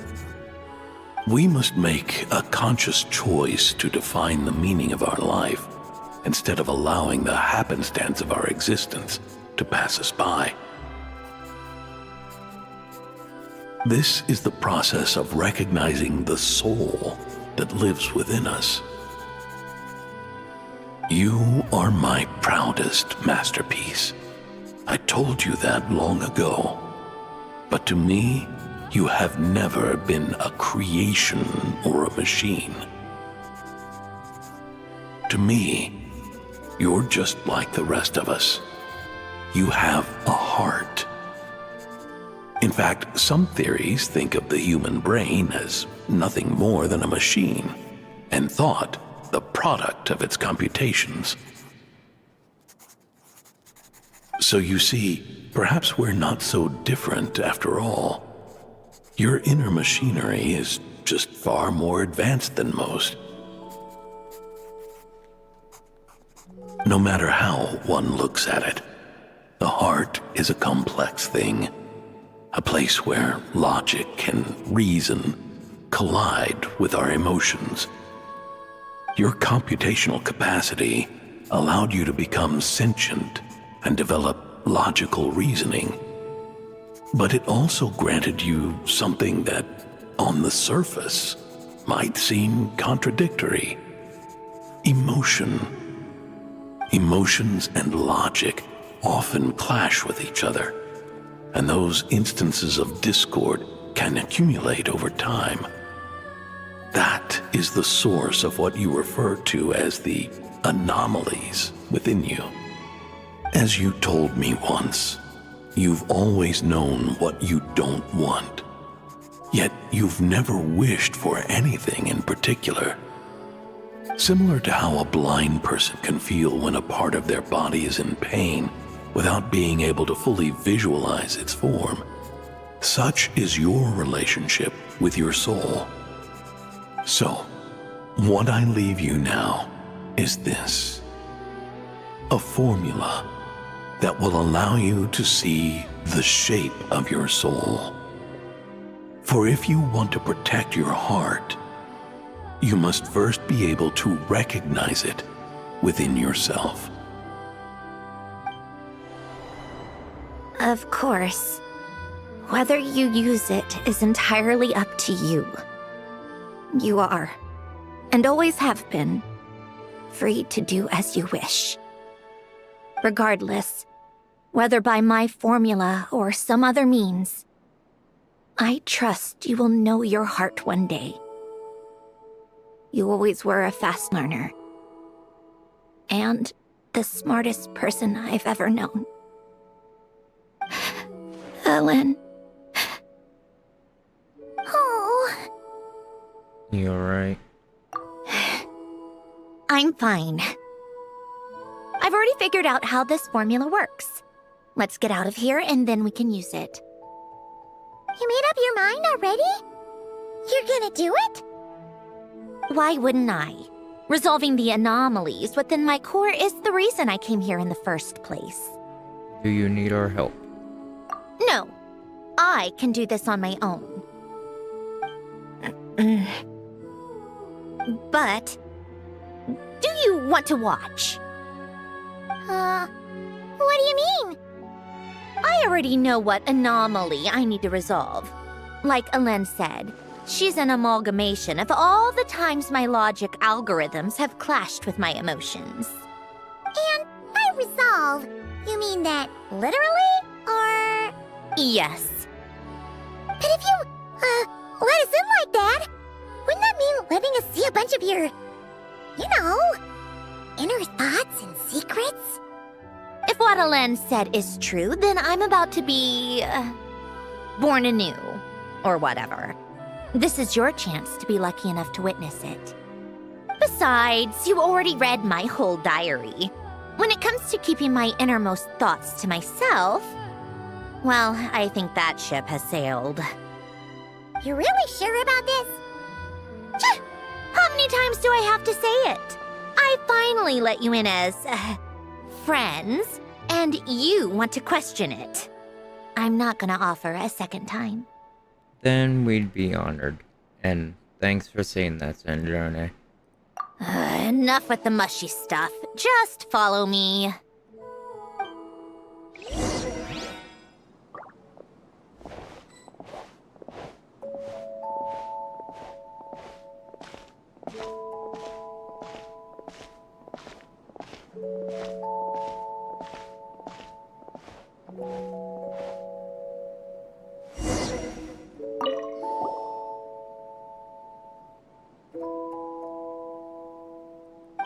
Right. With the numerological array, I can construct a simple formula that will allow you to experience what I see and hear in real time. Oh, just like St. Lolly's scent-sharing technique. Been there, done that. Huh. Sounds like that shaman has some tricks up her sleeve. The arcane and the mathematical are both fundamental laws of this world. Being able to achieve a similar result through both isn't surprising. Anyway, let's get this show on the road. But no comments from the peanut gallery, okay? I know I offered, but I still don't want any interruptions.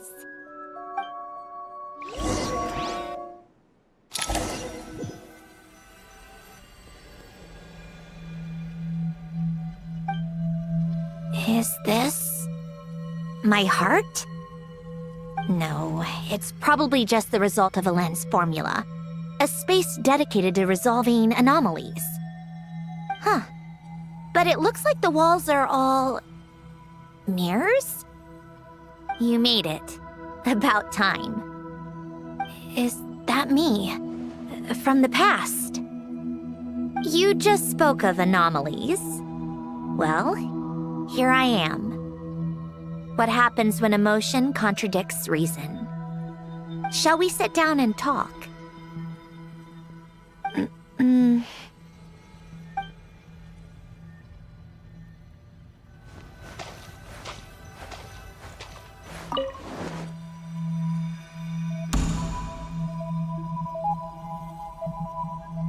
That should do it.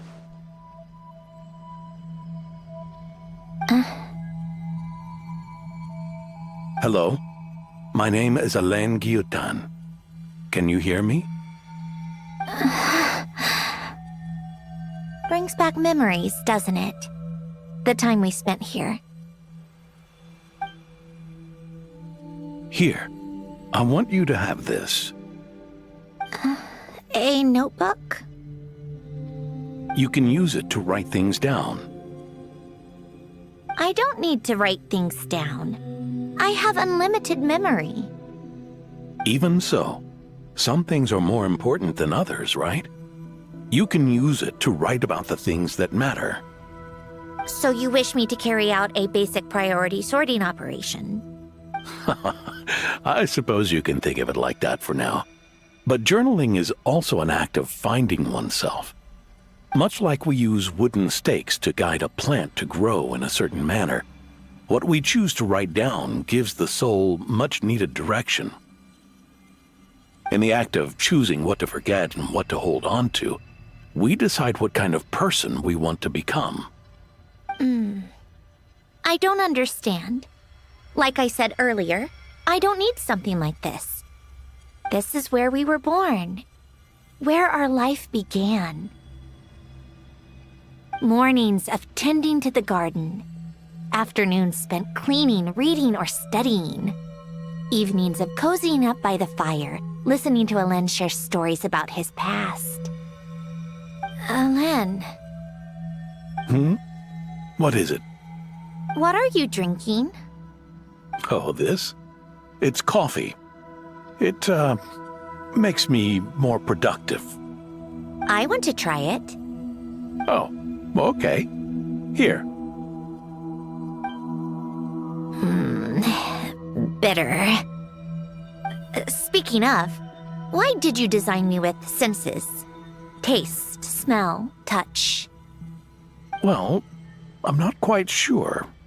It just felt like the right thing to do. I suppose I hoped you might have a life of your own one day, and that you deserve to experience all life has to offer. Oh. Still bitter. But the smell is nice. I thought those peaceful days would go on forever. You know that's not possible. Maybe. But how was I supposed to know the end was just around the corner? That was just bad luck. Was it? Well, it certainly became a pattern, now didn't it?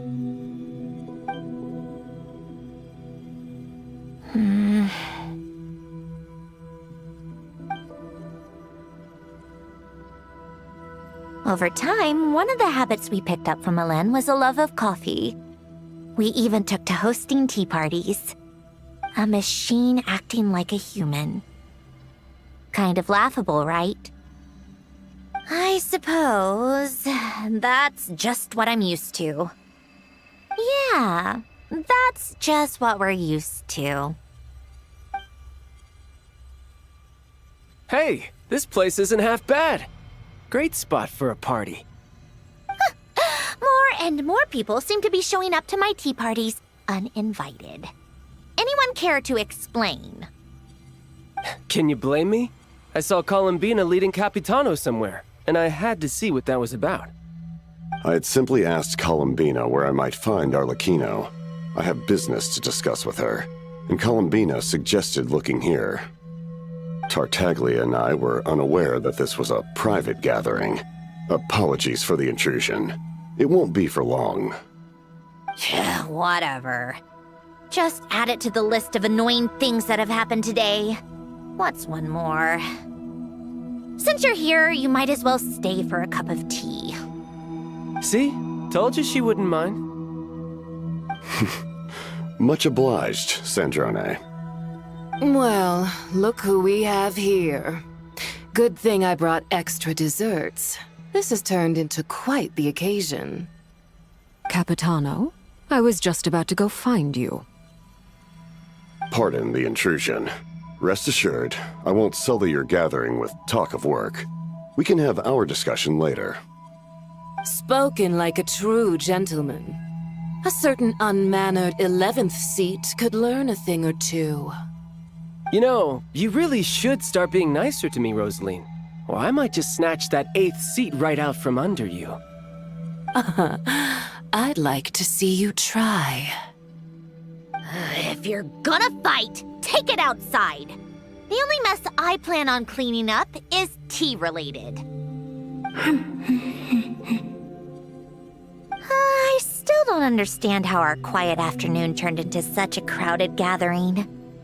One by one, people just kept barging in. And then, one by one, they left without a word. Yeah, pretty annoying, huh?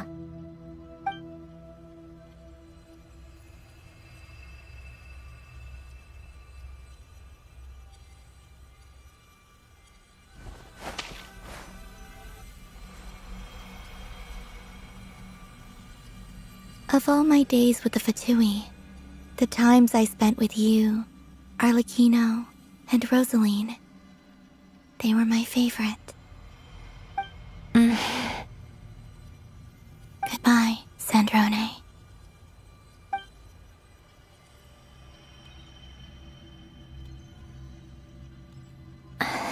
Don't go, Columbina.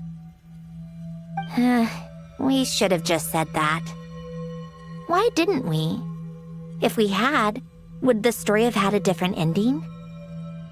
She couldn't stay. There was no future for her here. She would have just faded away. You're right. I suppose that's why you call me an anomaly. Every time you make a decision, there's a voice inside your heart.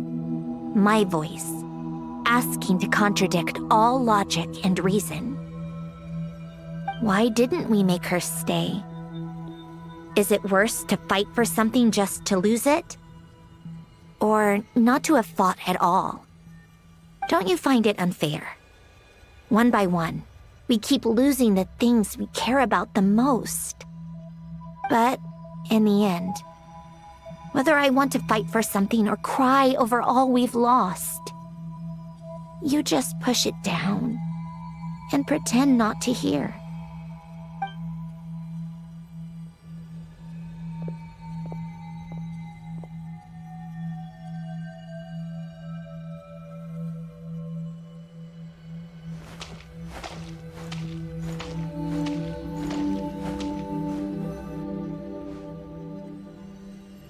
And now, even Polonia, the other half of Elend's legacy, the last remaining member of our family. Even Polonia is no longer with us. I did everything I could, but it's just like Elend always said. Polonia was one of a kind. There was no replicating what he managed to create. Don't you feel like our connection to the past is fading bit by bit? Like, even the things we have left are slowly slipping away. I suppose. But you can't move through life without having to say goodbye. And even as we experience loss, there are always new things to be gained. Ever so logical.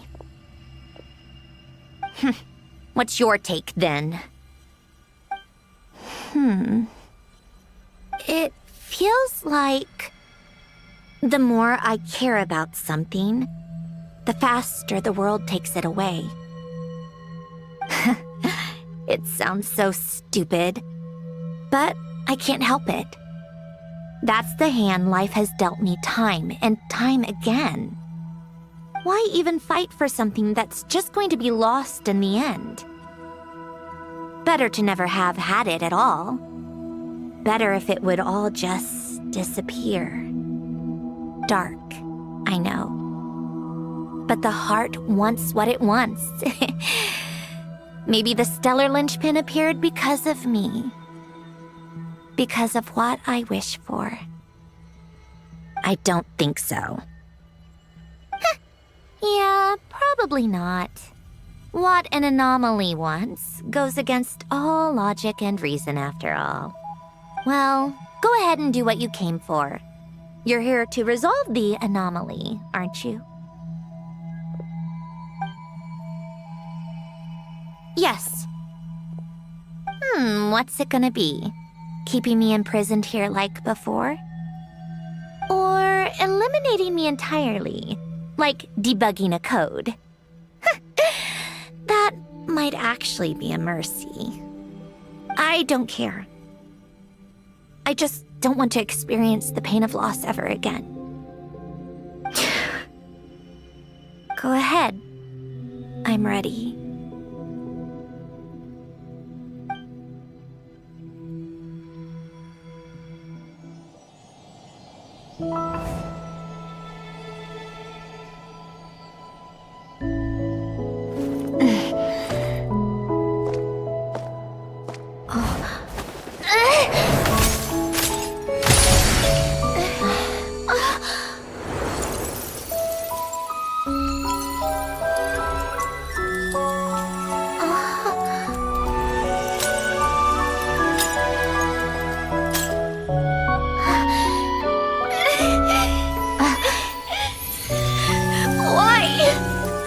Why do we keep losing everything we care about?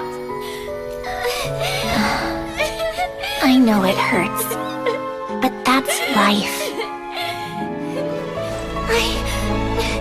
I wish... I know. I've always known. Because we've been one all along.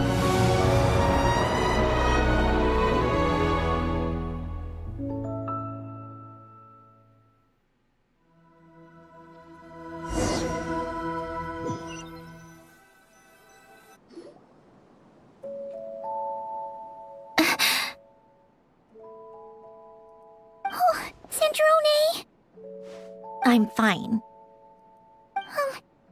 It's okay to cry, you know. Cry? You've gotta be kidding me. Save the comforting for someone who needs it, Paimon. Just now, that was... The emotional side of my core algorithm.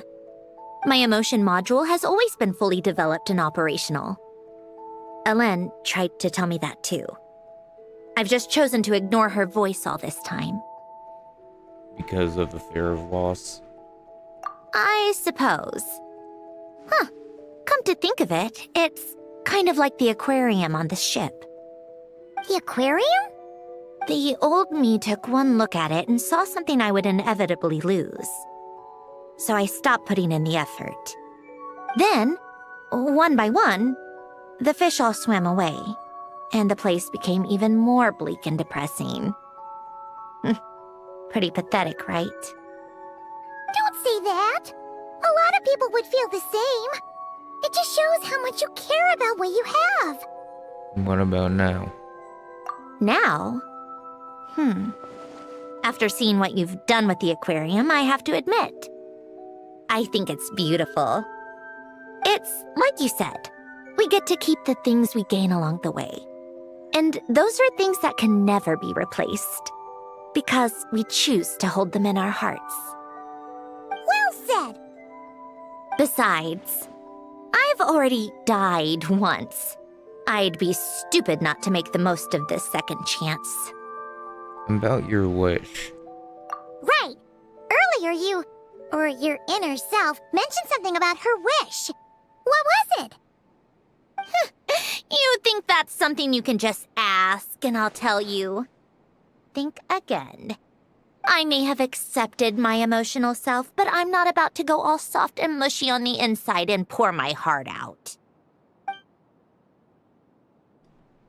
Yeah, still same old Sandrone. That said, taking a step in the right direction couldn't hurt. Starting with cleaning some old aquarium tanks of my own. Huh? Metaphorically speaking, I mean. Come on, let's head back to the ship. I need to talk to that shaman.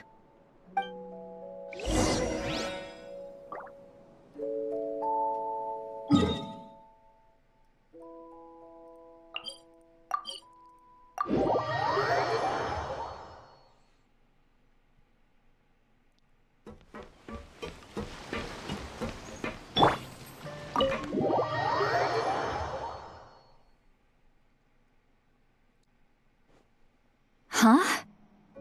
Resentful lost souls? You couldn't get comfortable sleeping near the Opera Epicles, right? Well, I bet that's why.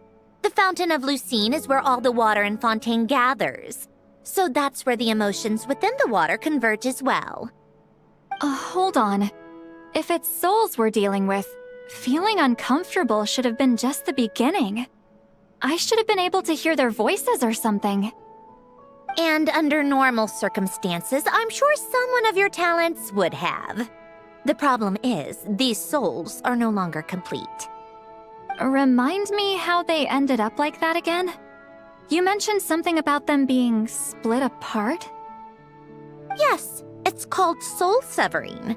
Renee of the Nord-Sitzenkreuz Ordo came up with it. After learning of Fontaine's impending doom, Renee thought if he could find a means for the soul to live on in perpetuity, it might ensure the world's salvation. Soul severing was the first step of his research. Unfortunately, his theory of the four orthants was imperfect at the time, and a failure along the way caused his physical form to dissipate. Jakob, another member of the Nord-Sitzenkreuz Ordo, sought to carry on Renee's legacy and restore his physical form. He even used some of the people who stood in his way as test subjects for his research.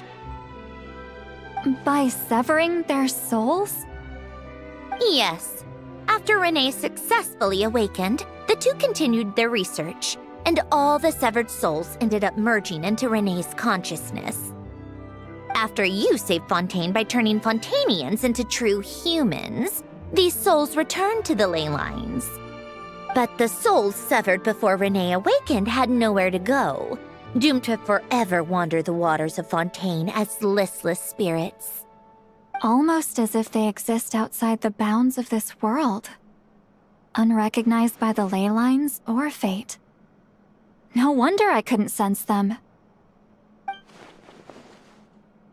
Breaking free from fate was also one of Renee's goals back then. Not only that, but over time, they began to fuse with other entities. Their inner resentment lured in all sorts of evil beings, which corrupted and defiled them into nothing more than accumulations of filth. But the full transformation must have been recent. Otherwise, the Udex surely would have noticed. Wait, no, he must know already. That would explain the underwater melazine patrols. No wonder I kept running into officers from the Mara Chaussee Phantom earlier. In that case, let's go find Nervalette and we can sort it out together. No, not just yet. Why not? For one, the diplomatic castle alone would be a nightmare. Even though I haven't reported back to Snezhnaya yet, I'm not planning to leave the Fatui anytime soon. Besides, with me here, success is a done deal. Involving other people would just complicate things. All I need is for Miss Seat-Lolly to help pinpoint the location of this monstrosity. Think you can do it? With my eyes closed. This is what I do. I'm a lot better at it than manning a desk, at least. But, how exactly do you plan on resolving this soul stuff? Even to me, there's no obvious answer. Seems pretty complicated, all things considered. Just trust me. I have the perfect solution. Oh, all right. If you're that confident, we'll follow your lead. Why the sudden interest in helping Fontaine with this, Androne? You never knew Renee and the others, right? No, I didn't. And you're right. This problem has nothing to do with me. I wouldn't get within 10 feet of the Nord-Sitzenkreuz Ordo or its members. But in his later years, Elen told me he regretted not helping his best friend when he needed it the most. He also felt sorry towards Marianne for being too lost in his mechanical research to look after her properly. If he were still with us, I think he'd do the same.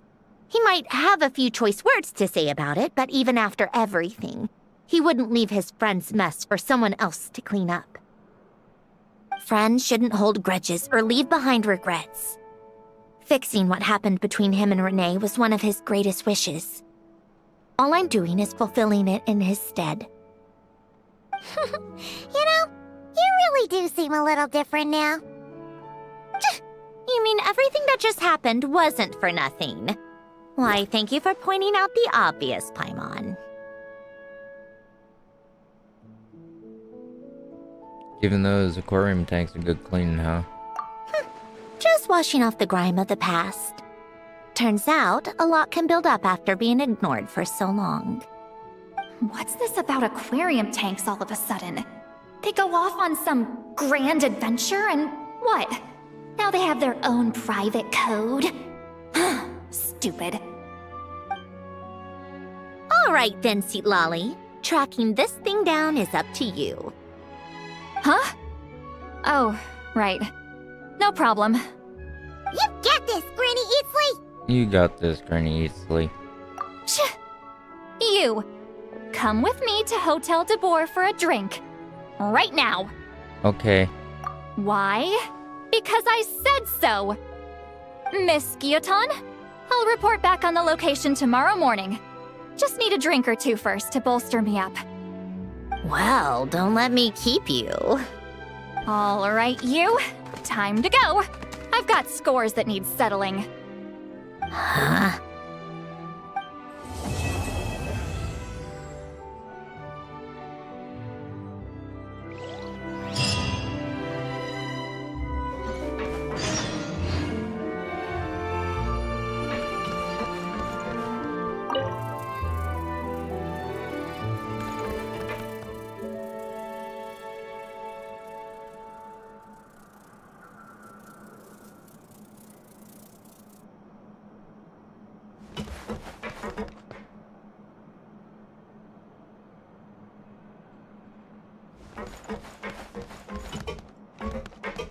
Listless, abandoned souls. An accumulation of resentment and filth.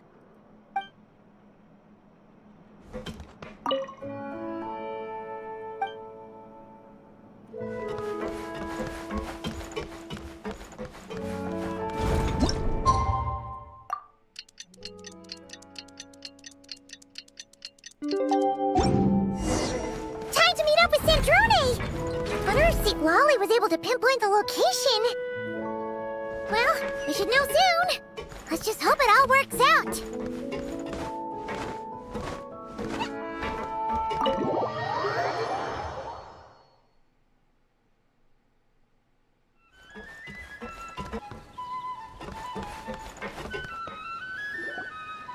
Seat Lolly sure drank a lot last night, huh? Wonder if she's even awake. Good morning. Columbina! Oh, you sure know how to make an entrance. What are you doing here? We just finished filming a last-minute scene, so I came up to get some fresh air. The others are still down below discussing what the final scene should be. You mean, how it should end? Yes, they're torn between whether the heroine should reunite with her old friend or not. Ah, because the whole point is that she came to her friend's homeland to search for her, right? Oh, Paimon almost forgot the plot! Yes. Director Farina and Miss Chiori think a tragic ending where the two never meet would be more poignant. But Director Xavier thinks having the two reunite would make for a more touching and heartwarming ending. What do you think? Me? I'm not sure.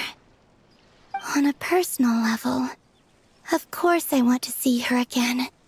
Of course I want to experience that moment where we reunite.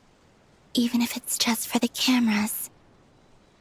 But that means an actor would have to take her place. And that makes me feel... Oh. I'm stressed about that for now. Huh? Yeah, don't look so worried. Making a film is supposed to be fun. Besides, it's all gonna work out. You can trust Paimon on that. Work out? How? Well, you know. It'll get tied up in a nice little bow. You'll see. Yep, exactly. Okay, I trust you. I'll just focus on having fun for now. Well, well, look who we have here. Traveler and Paimon. Oh, the lighting specialist and clapper loader that never were. Yeah. We kinda went AWOL, didn't we? Sorry about that. Seriously, don't worry about it. Everything's going smoothly on our end, so just do what you need to do. Thanks for understanding. We'll make it up to you guys. You seem to be in better spirits now, Miss Columbina. I apologize if our earlier discussion put you on the spot. It's okay. I'm fine now. The Traveler and Paimon talked me through it. So, what are your thoughts on the ending then? Should we have them reunite or not? We should tie everything up in bows. Huh?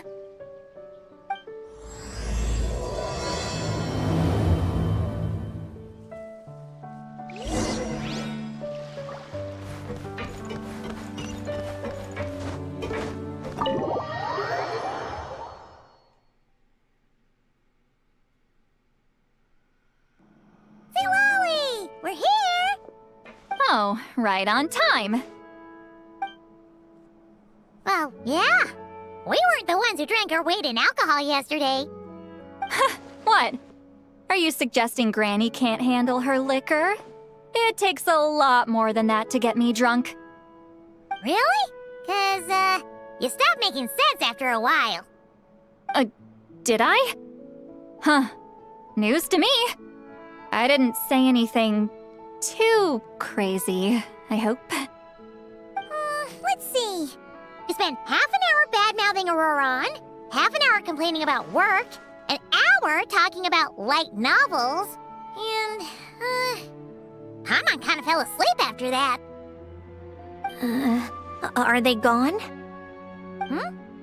Oh, the crew? Yeah, we bumped into them on the deck, but they just left. Wait, but now that everything with your core is sorted out, what's stopping you from seeing Columbina? She misses you a lot. I just want to deal with this mess first. Besides, this is a perfect chance to make her jump for once. I have to plan it out more. But enough about that. Were you able to pinpoint the location of our target? Of course! When Granny Eatsley promises something, she delivers. Great, let's see. Morte region. Wait, this is the Tower of Gestalt. The place the souls were severed. Is that the source of the resentment? Or is it the Narzissen-Kreuz Ordo in general? Let me come with. This thing's movement isn't fixed. If it's not at this location when we get there, I can use a ritual to summon it. You've already gone to more than enough trouble. I don't mind. These old bones have nothing better to do anyway. Summoning a spirit isn't going to do me in. Besides, if I don't go, they'll just have more inside jokes I can't join in on. All right then. I appreciate it. There's no time to lose. Let's head out!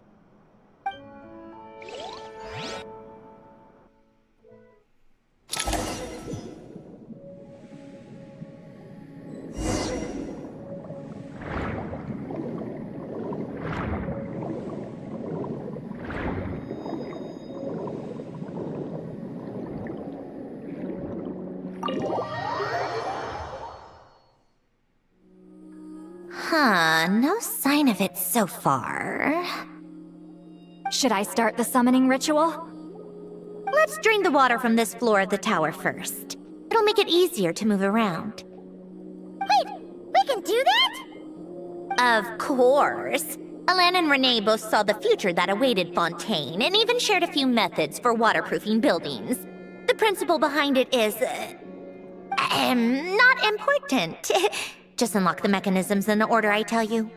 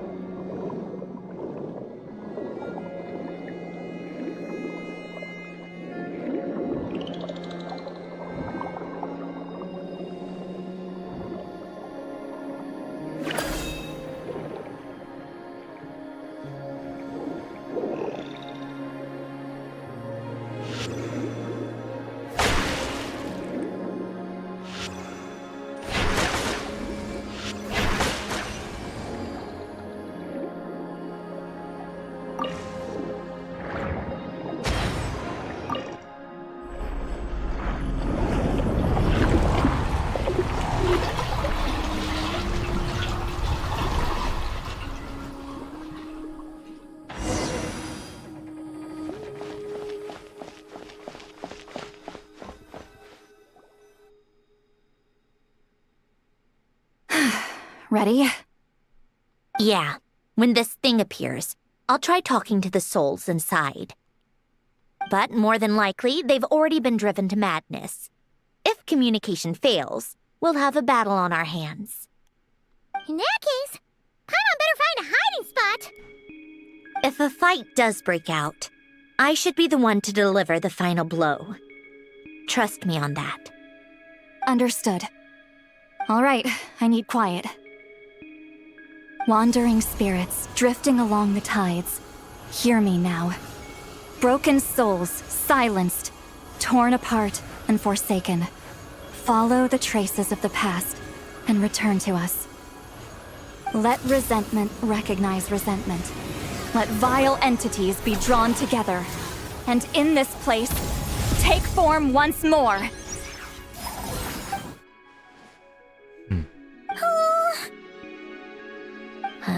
What now? Is that it? This is exactly why I deal in math, not magic. How are we supposed to know what stage the spell is at? It's like there's no logic to speak of. Mechanical science is so much easier to... Watch out! Hey, you! Or whoever's inside of you. I need you to listen to me.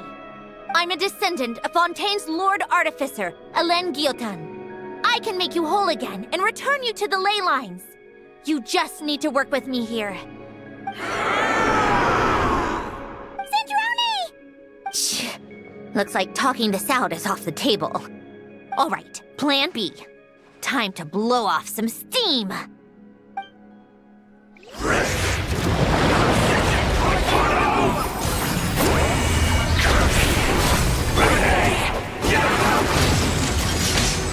You're cursing out the wrong person! I didn't even know them!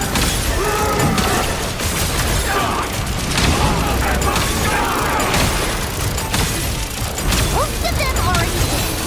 But you still have a chance to return to the Leyline and reunite with your family! Just work with me!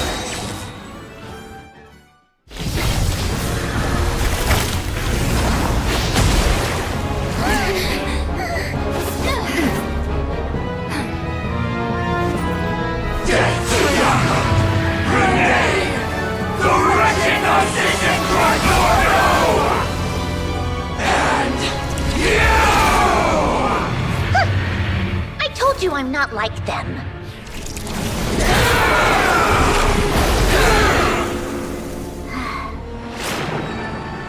I'm stronger. Inverted. World formula. Reversion.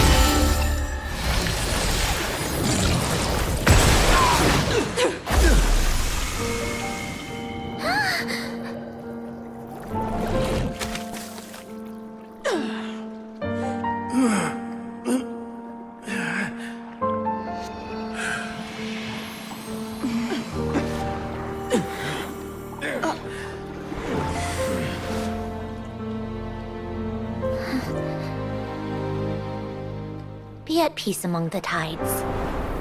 Lost souls.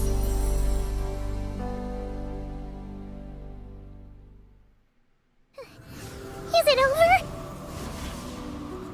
Yep, told you it'd be a piece of cake. How did you do that back there? That creature was nothing special. Add a bunch of souls with nowhere to go, a touch of malicious energy, a few impurities, and a whole lot of resentment, and that's what you get. All I did was separate the original souls from the rest of the filth, allowing them to be accepted by the current rules of the world.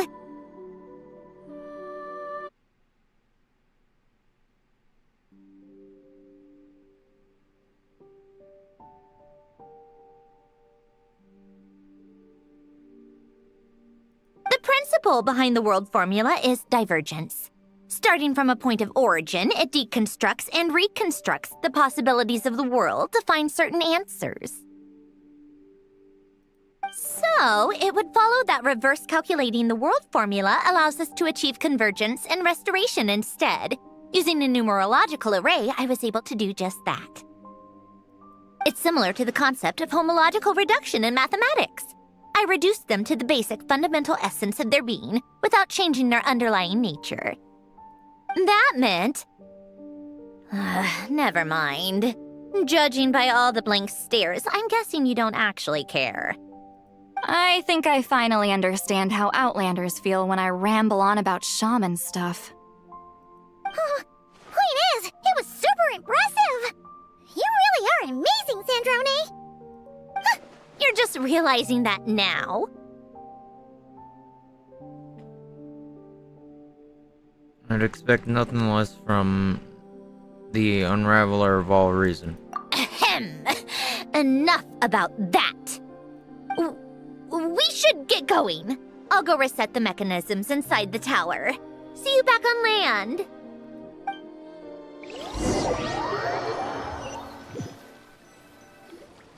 Well, that's one old mess for the books. Glad to have that over and done with. Feels nice to do a good deed every once in a while. You helped everyone out a bunch in nod-krai, too. Kinda seems like you're just a good person at heart. I wouldn't be so sure. I'll be heading back to the Fatui soon enough. You two are too trusting sometimes. Well, at the very least, we know we can trust you. Fine. Just don't say I didn't warn you when it comes back to bite you. Well, where to next? Back to the ship? Yeah!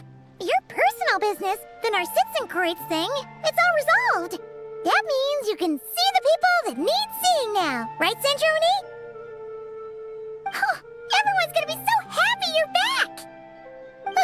You wouldn't catch me dead admitting to this before, but... yeah, I really have missed everyone. Columbina's a special case, though. This time, I'm definitely getting her back for all her annoying antics over the years.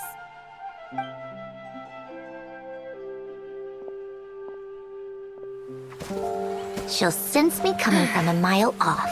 How am I gonna...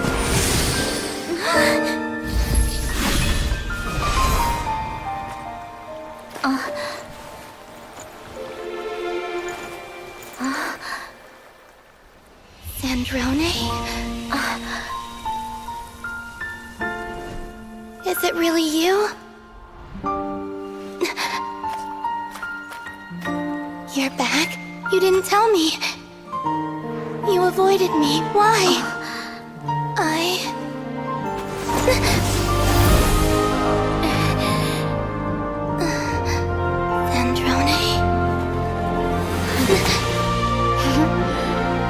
Now we're even.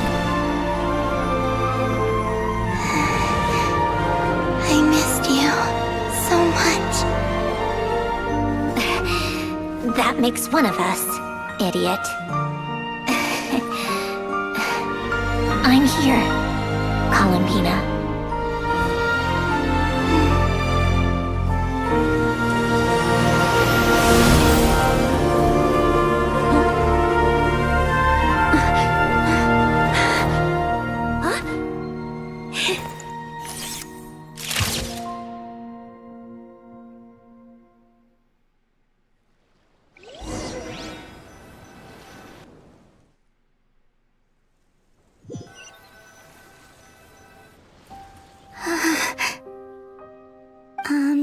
Sandrone.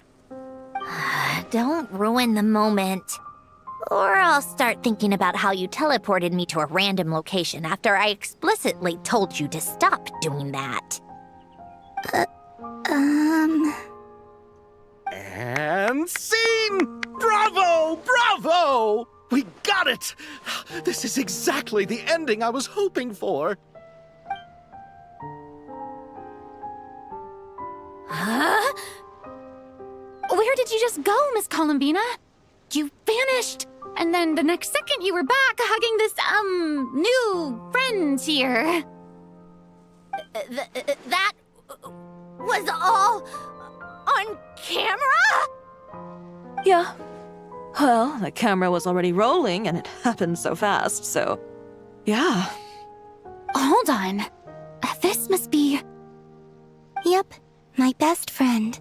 The one I was looking for. I never thought I'd actually get to see her again. I'm just so happy. Plus, the film got a happy ending too. It's all thanks to you, Sandrone. Sandrone? You couldn't stop being annoying for 1 second? Columbina! Ah!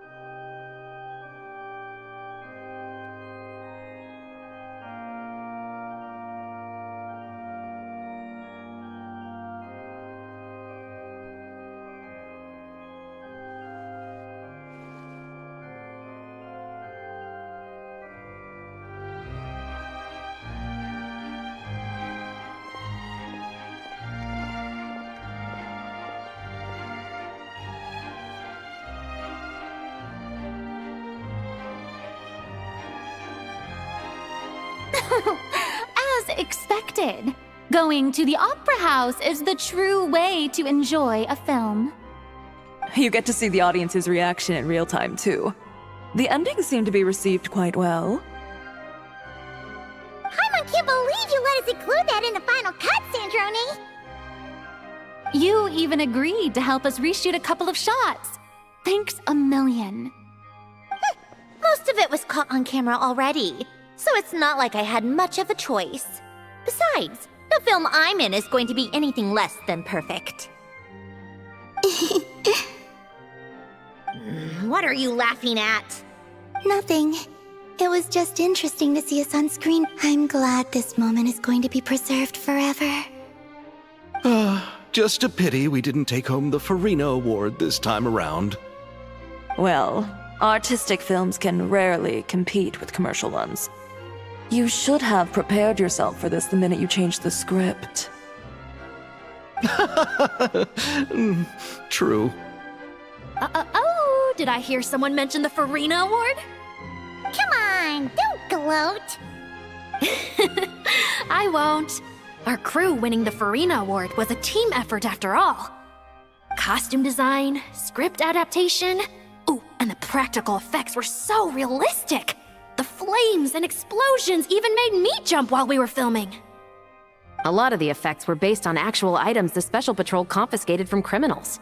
Who knew they'd serve another purpose, right? But it turned out amazing!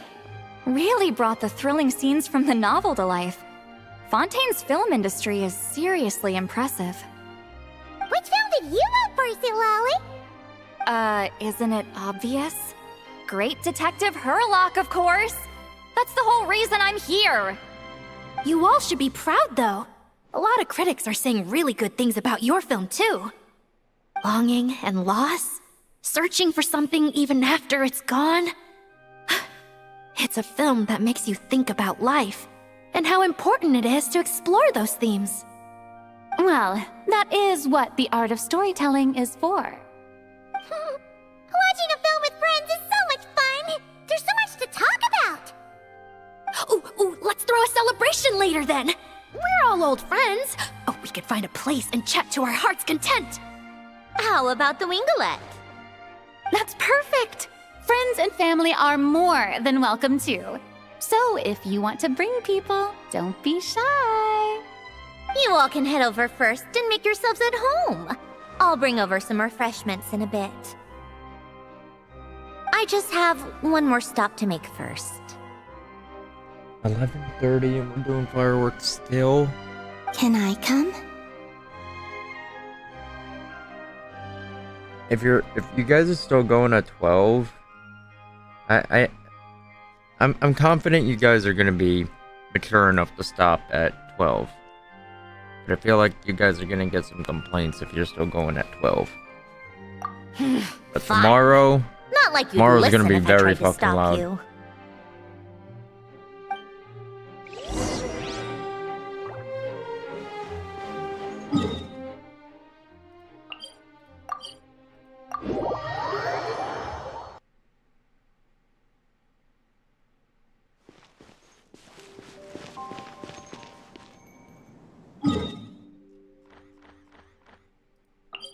Huh?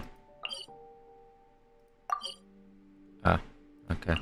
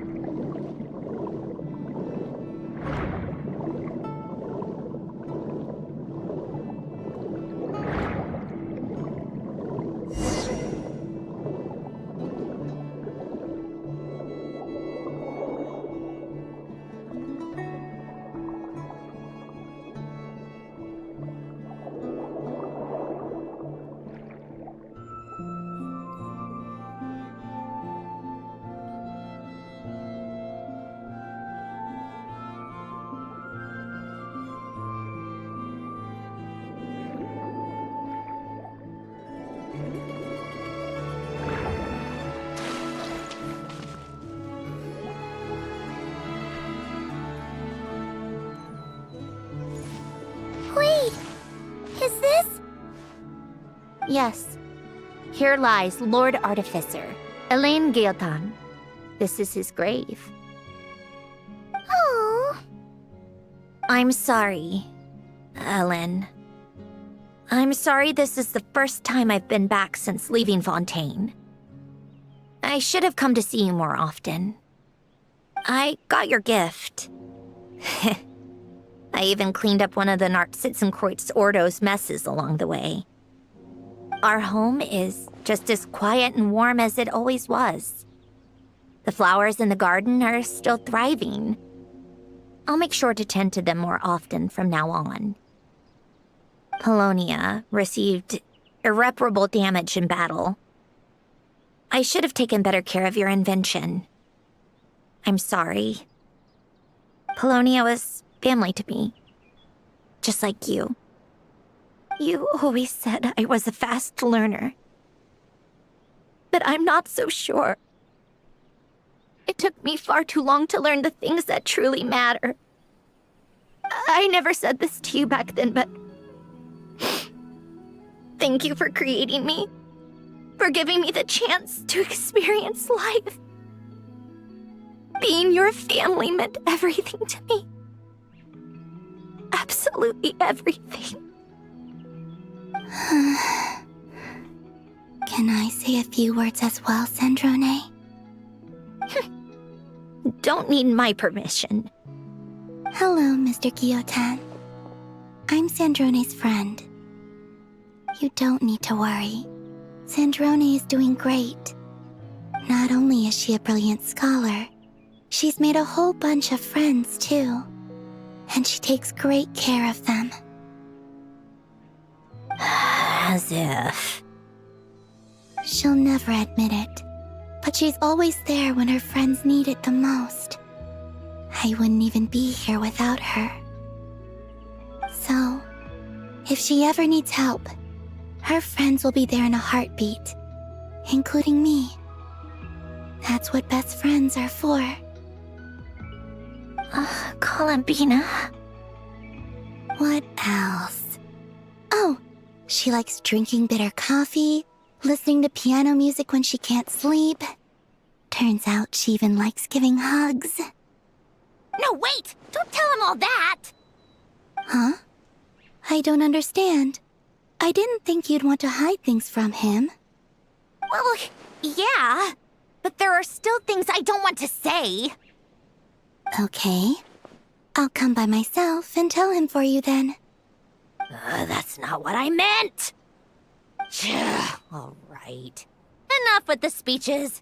If no one has anything else to add, let's just leave it there. Should we say a few words too? Kinda seems like Columbina said it all. Let's leave a flower. Oh, great idea!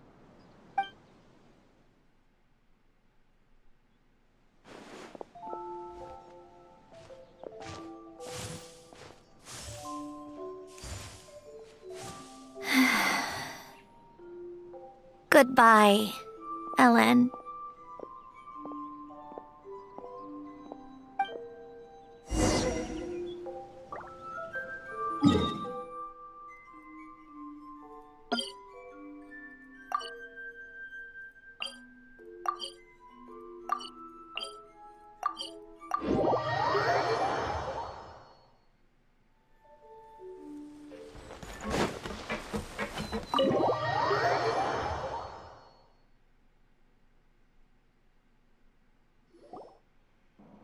You made it!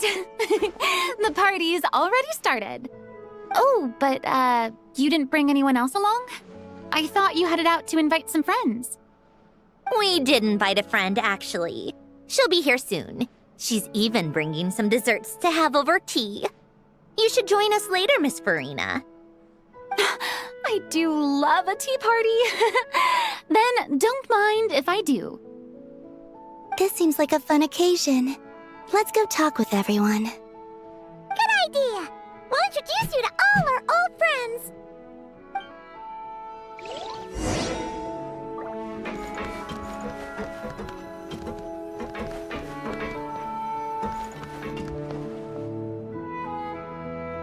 Granny Eatsley, you're really not going to let us borrow these cute little stuffed toys for our magic show? First of all, Seat Lalin and Eats Papa are Chi-Chi meal. They have inauspicious stars sealed within them, and they're my helpers, not toys. But the Grin Malkin Cat and Boggle Cat box are Linny and Lynette's helpers. And they still make good partners on stage. Agreed. We've never had a Chi-Chi meal pop out of our hats before. It would be quite the surprise. I think the audience would love it. If this was the Masters of the Night Wind, these kids wouldn't have even had the guts to say my name, let alone pester me like this. I'm terrible at dealing with requests like this. Oh, Traveler, quick, save me! Looks like Granny Eatsley's made some new friends. You think you're so funny. Lady Sandrone. Lady Columbina. Hello. Don't look at me like that. I don't have any mechanisms for you to break. Don't be fooled by my sister's demeanor, Lady Sandrone. She's just as delighted as the rest of us to have you back. Well, I suppose when I'm not so busy, I could find some time when Arlecchino is around and bring over a few gifts to the House of the Hearth. You're too kind, Lady Sandrone. I'm sure just your visit alone would make Father more than happy. I just need to borrow them for a bit. I'll pull them out of my hat, give them a quick hug, then give them straight back. When did hugging become a part of it? Oh! I could lend you Pear, so you have something to hug in the meantime. He gives really good hugs. I don't need something to hug in the meantime. The issue was never the hugs. How about this? You can have 2 VIP tickets right next to each other. Excellent view. Right next to each other?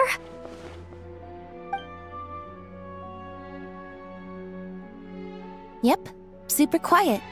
No one will bother you. I'm sure you'll have a great time. Fine.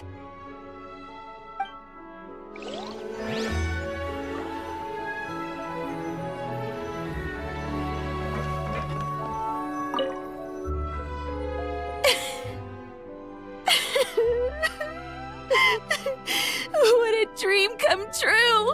For once, it all worked out! I can die without regrets!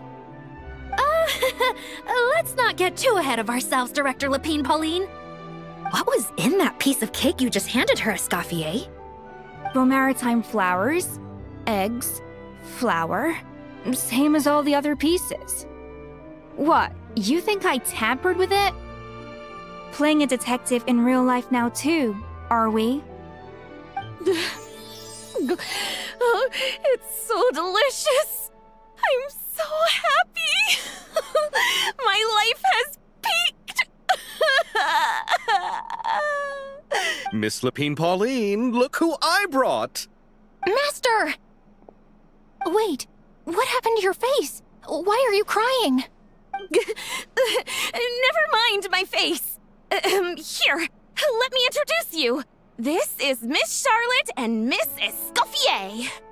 Things are sounding lively over here. Oh, look who it is! Perfect timing. I was so busy with the shoot, I feel like we barely got to talk. Ah, and the elusive Miss Guillotin. It's great to see you. Thank you so much for letting us use the boat free of charge. That was so generous of you. Oh, right. Introductions. This is Miss Charlotte and Miss Escoffier. That's kind of you, but I didn't really do anything.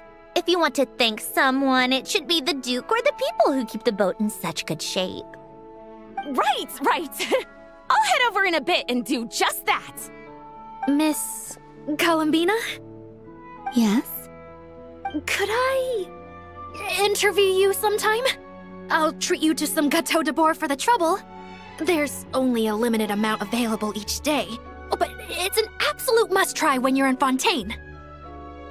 Oh, sure. Bold of you to use my own cake as a bribe right in front of me. You know what? When else are we all going to be together like this?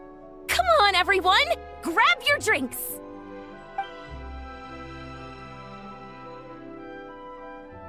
Are we going to toast? Yup! Come on! Sante!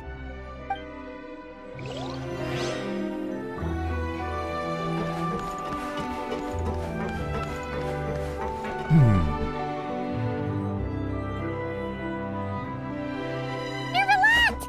You came to the celebration too! Yes. I can only hope my presence does not make anyone ill at ease. Who's this? All right! This is Nervalette, the Eudex of Fontaine. And this is Columbina and Cendrone. Greetings. Hello. These two must be the Fatus and former Fatus related to the recent incident in Nod-krai. I read about them in the diplomatic report. The Eudex? Oh, the dragon that cries a lot. Oh, well... You little crybaby. Jeez, Columbina. That's your takeaway from all those Fatui meetings? Seriously? Is that truly how I'm portrayed in the Fatui's intelligence? You must put a lot of people in prison then. Well, it would be more accurate to say I pass judgment on their crimes. All trials in Fontaine strive for fairness and justice, so as to avoid imprisoning the innocent. So, only the people who deserve it get sent to prison. Well, deserve is quite a subjective metric, is it not? At the very least, I can promise that in every trial over which I preside, I make every effort to deliver a fair verdict.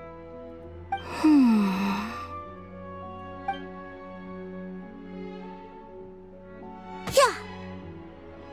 Oh, for the love of... what is she doing now? You seem like a good dragon. Not the kind that throws people in prison for no reason. I think we can get along just fine. Well, thank you. Then she punched me because... Oh, sorry, Nervalette. She thinks that's a sign of friendship. Where does she even pick up weird habits like that? Ah, I see. I believe I have observed people on the streets of Fontaine expressing affection in a similar manner. I suppose I now know what it feels like. Yes, quite, abrupt. You know, these two are surprisingly alike. Both autistic, don't socialize.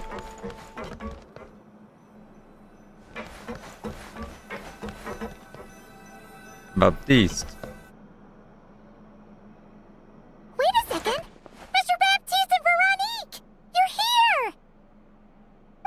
names of yours. Veronique is the prop manager for Musketeer Pictures, and Mr. Baptiste is the author of The Two Musketeers. Yeah, former prop manager. Now we're just two criminals serving our time. What do you mean? Thanks to Duke Risley and Nurse Sijwin looking out for us. Not too bad, actually. You make it sound like I'm giving you special treatment. I just think the method of justice you chose to pursue is one people can respect. You are far too modest, Your Grace. The only reason we were even able to come to the surface for the festival is because you fought for it. It's also just good for the physical and mental health of the prisoners in general. Anyway, I suppose I have you to thank for keeping the winglet in such good shape. I never knew she could look so striking. I didn't do anything special. It was mostly the Traveler and the others. Don't sell yourself short, Miss Guillotin. You are the current captain after all. In light of that, I have to ask. Do you mind if I leave up some of the installations so the people back at the fortress can also enjoy the aquarium? Huh? Like I said before, I just think it would be good for the inmates who clean and maintain the winglet to see their work put to good use. Besides, maintaining an aquarium is sure to be a lot more interesting than scrubbing rust off the walls and deck. Of course I don't mind. I'm grateful you even want to keep it. Great. Then it's decided. That's amazing, Sandrone. We should go hang out at the Fortress of Meripede later, then. You do know you just invited me to hang out in prison, don't you?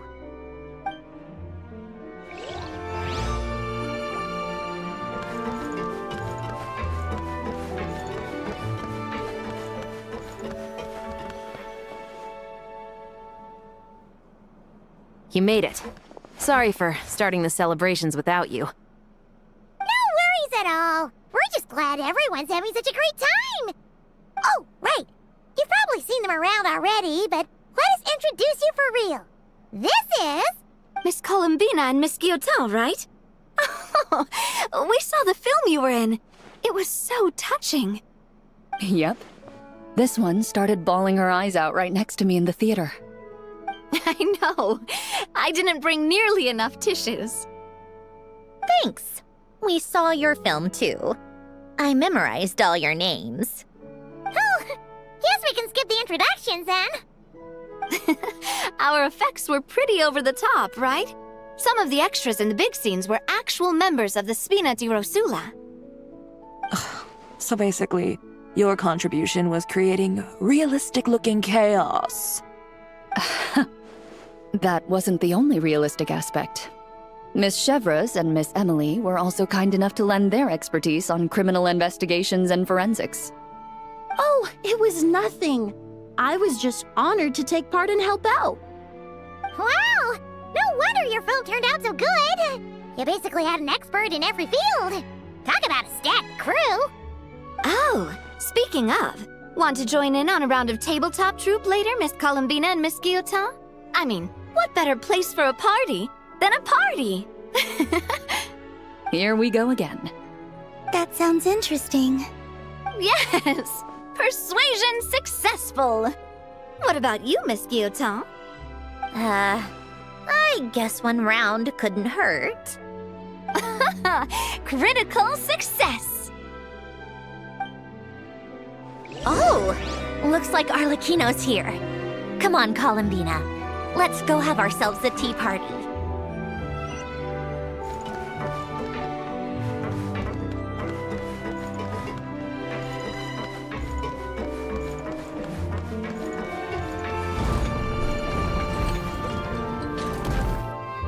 Well, it's been quite some time since the three of us gathered to drink tea like this. It's weird seeing those two next to each other. Yes, but your tea is as good as ever, Sandrone. Of course it is. The pastries you brought aren't half bad either, Arlecchino. I'm glad to hear it. Are they to your liking, Miss Farina? If I remember correctly, this particular cake is your favorite. Yes, thank you. The tea and pastries are absolutely delicious. I can't believe I'm casually sipping tea with 3 harbingers. Or are some of them former harbingers? Who knows? Due to diplomatic reasons at the time, our last tea party was rather tense, wasn't it, Miss Farina? You have my apologies. But this is simply a casual gathering of close friends. So I do hope you can relax and enjoy yourself. Of course! I appreciate the hospitality, in both cases. Next time, let me be the one to treat all of you. I'm sure we'd all be delighted to have you join us more often. The same goes for you two. Don't mind if we do. Of course we should do this again! We've all been through thick and thin together by this point. This is nice, Sandrone. It reminds me of the happy times back in Snezhnaya, when things were so lively. Yeah. To be honest, I never thought these gatherings would feel this lively ever again. Well, I think I speak for all of us when I say we're truly glad you're back, Sandrone. Me too. I've realized that holding on to what matters doesn't just mean protecting what you already have. By reaching out and striving for something new, you can gain much more than you think. No, that certainly doesn't sound like something the old you would say. Well, I'm only going to say it once, so don't get used to it. Who knows? Perhaps your tea parties will only get livelier from here on out. Once you return to the Fatui, we'll have more opportunities to keep in touch in any case. I want to spend more time together too. But I don't want to go back to the Fatui. Well, nod-krai isn't too far from Snezhnograd. It shouldn't be hard to find a place where we can all get together. Oh, and then I can sing for you. Or put on some of your favorite music. Just like the old days. Speaking of music, I spotted a mechanical piano below deck. Is it yours, Miss Guillotin?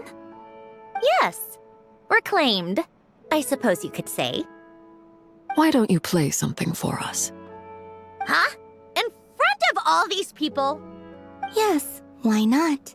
You play so well. I'd also love to hear you play. Yeah, come on! Just a little, please?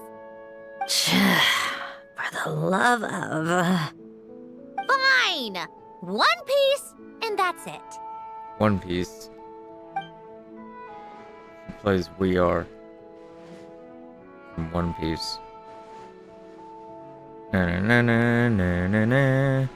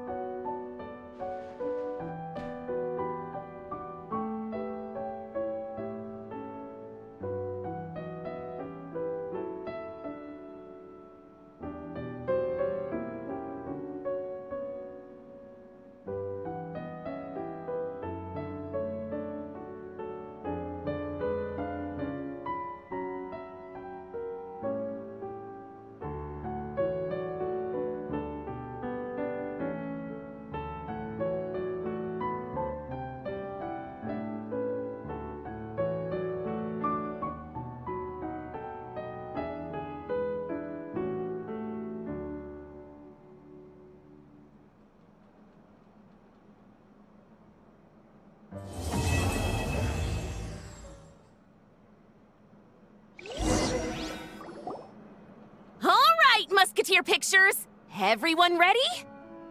I'm not sure I should be in this one. Of course you should.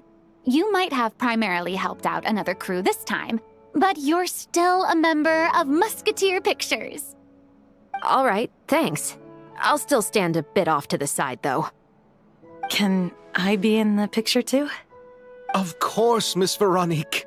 I would have loved to have you in the last one, too, if circumstances had allowed it. Thank you, Director Xavier. Do I really have to be front and center? You're one of the lead actors! Of course you do! No way Genshin tweets that the second I get this shit done. That's actually crazy.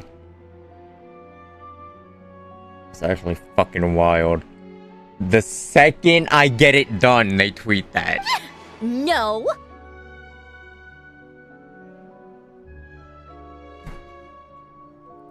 Hold on. On my stream. Go to Twitter. Who the fuck calls it X? But, oh yeah, can't see it. Hold on. Bing, bing, bing, bing.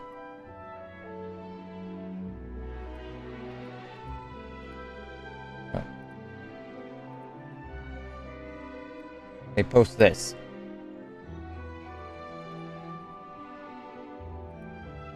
Like,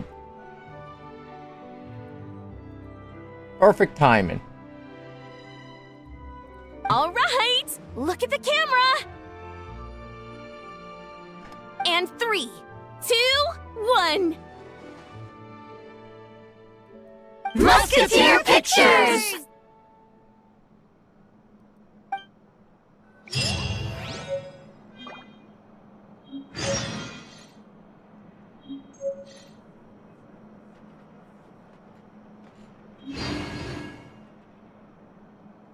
Nice. That was a good quest.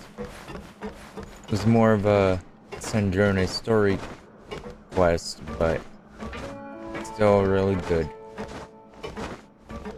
However, it is late and I'm going to end the stream now. Thanks for coming, and I'll see you guys in the next one. Bye bye.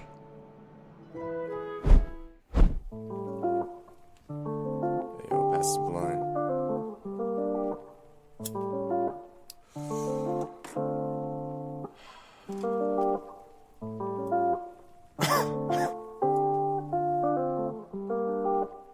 Yo.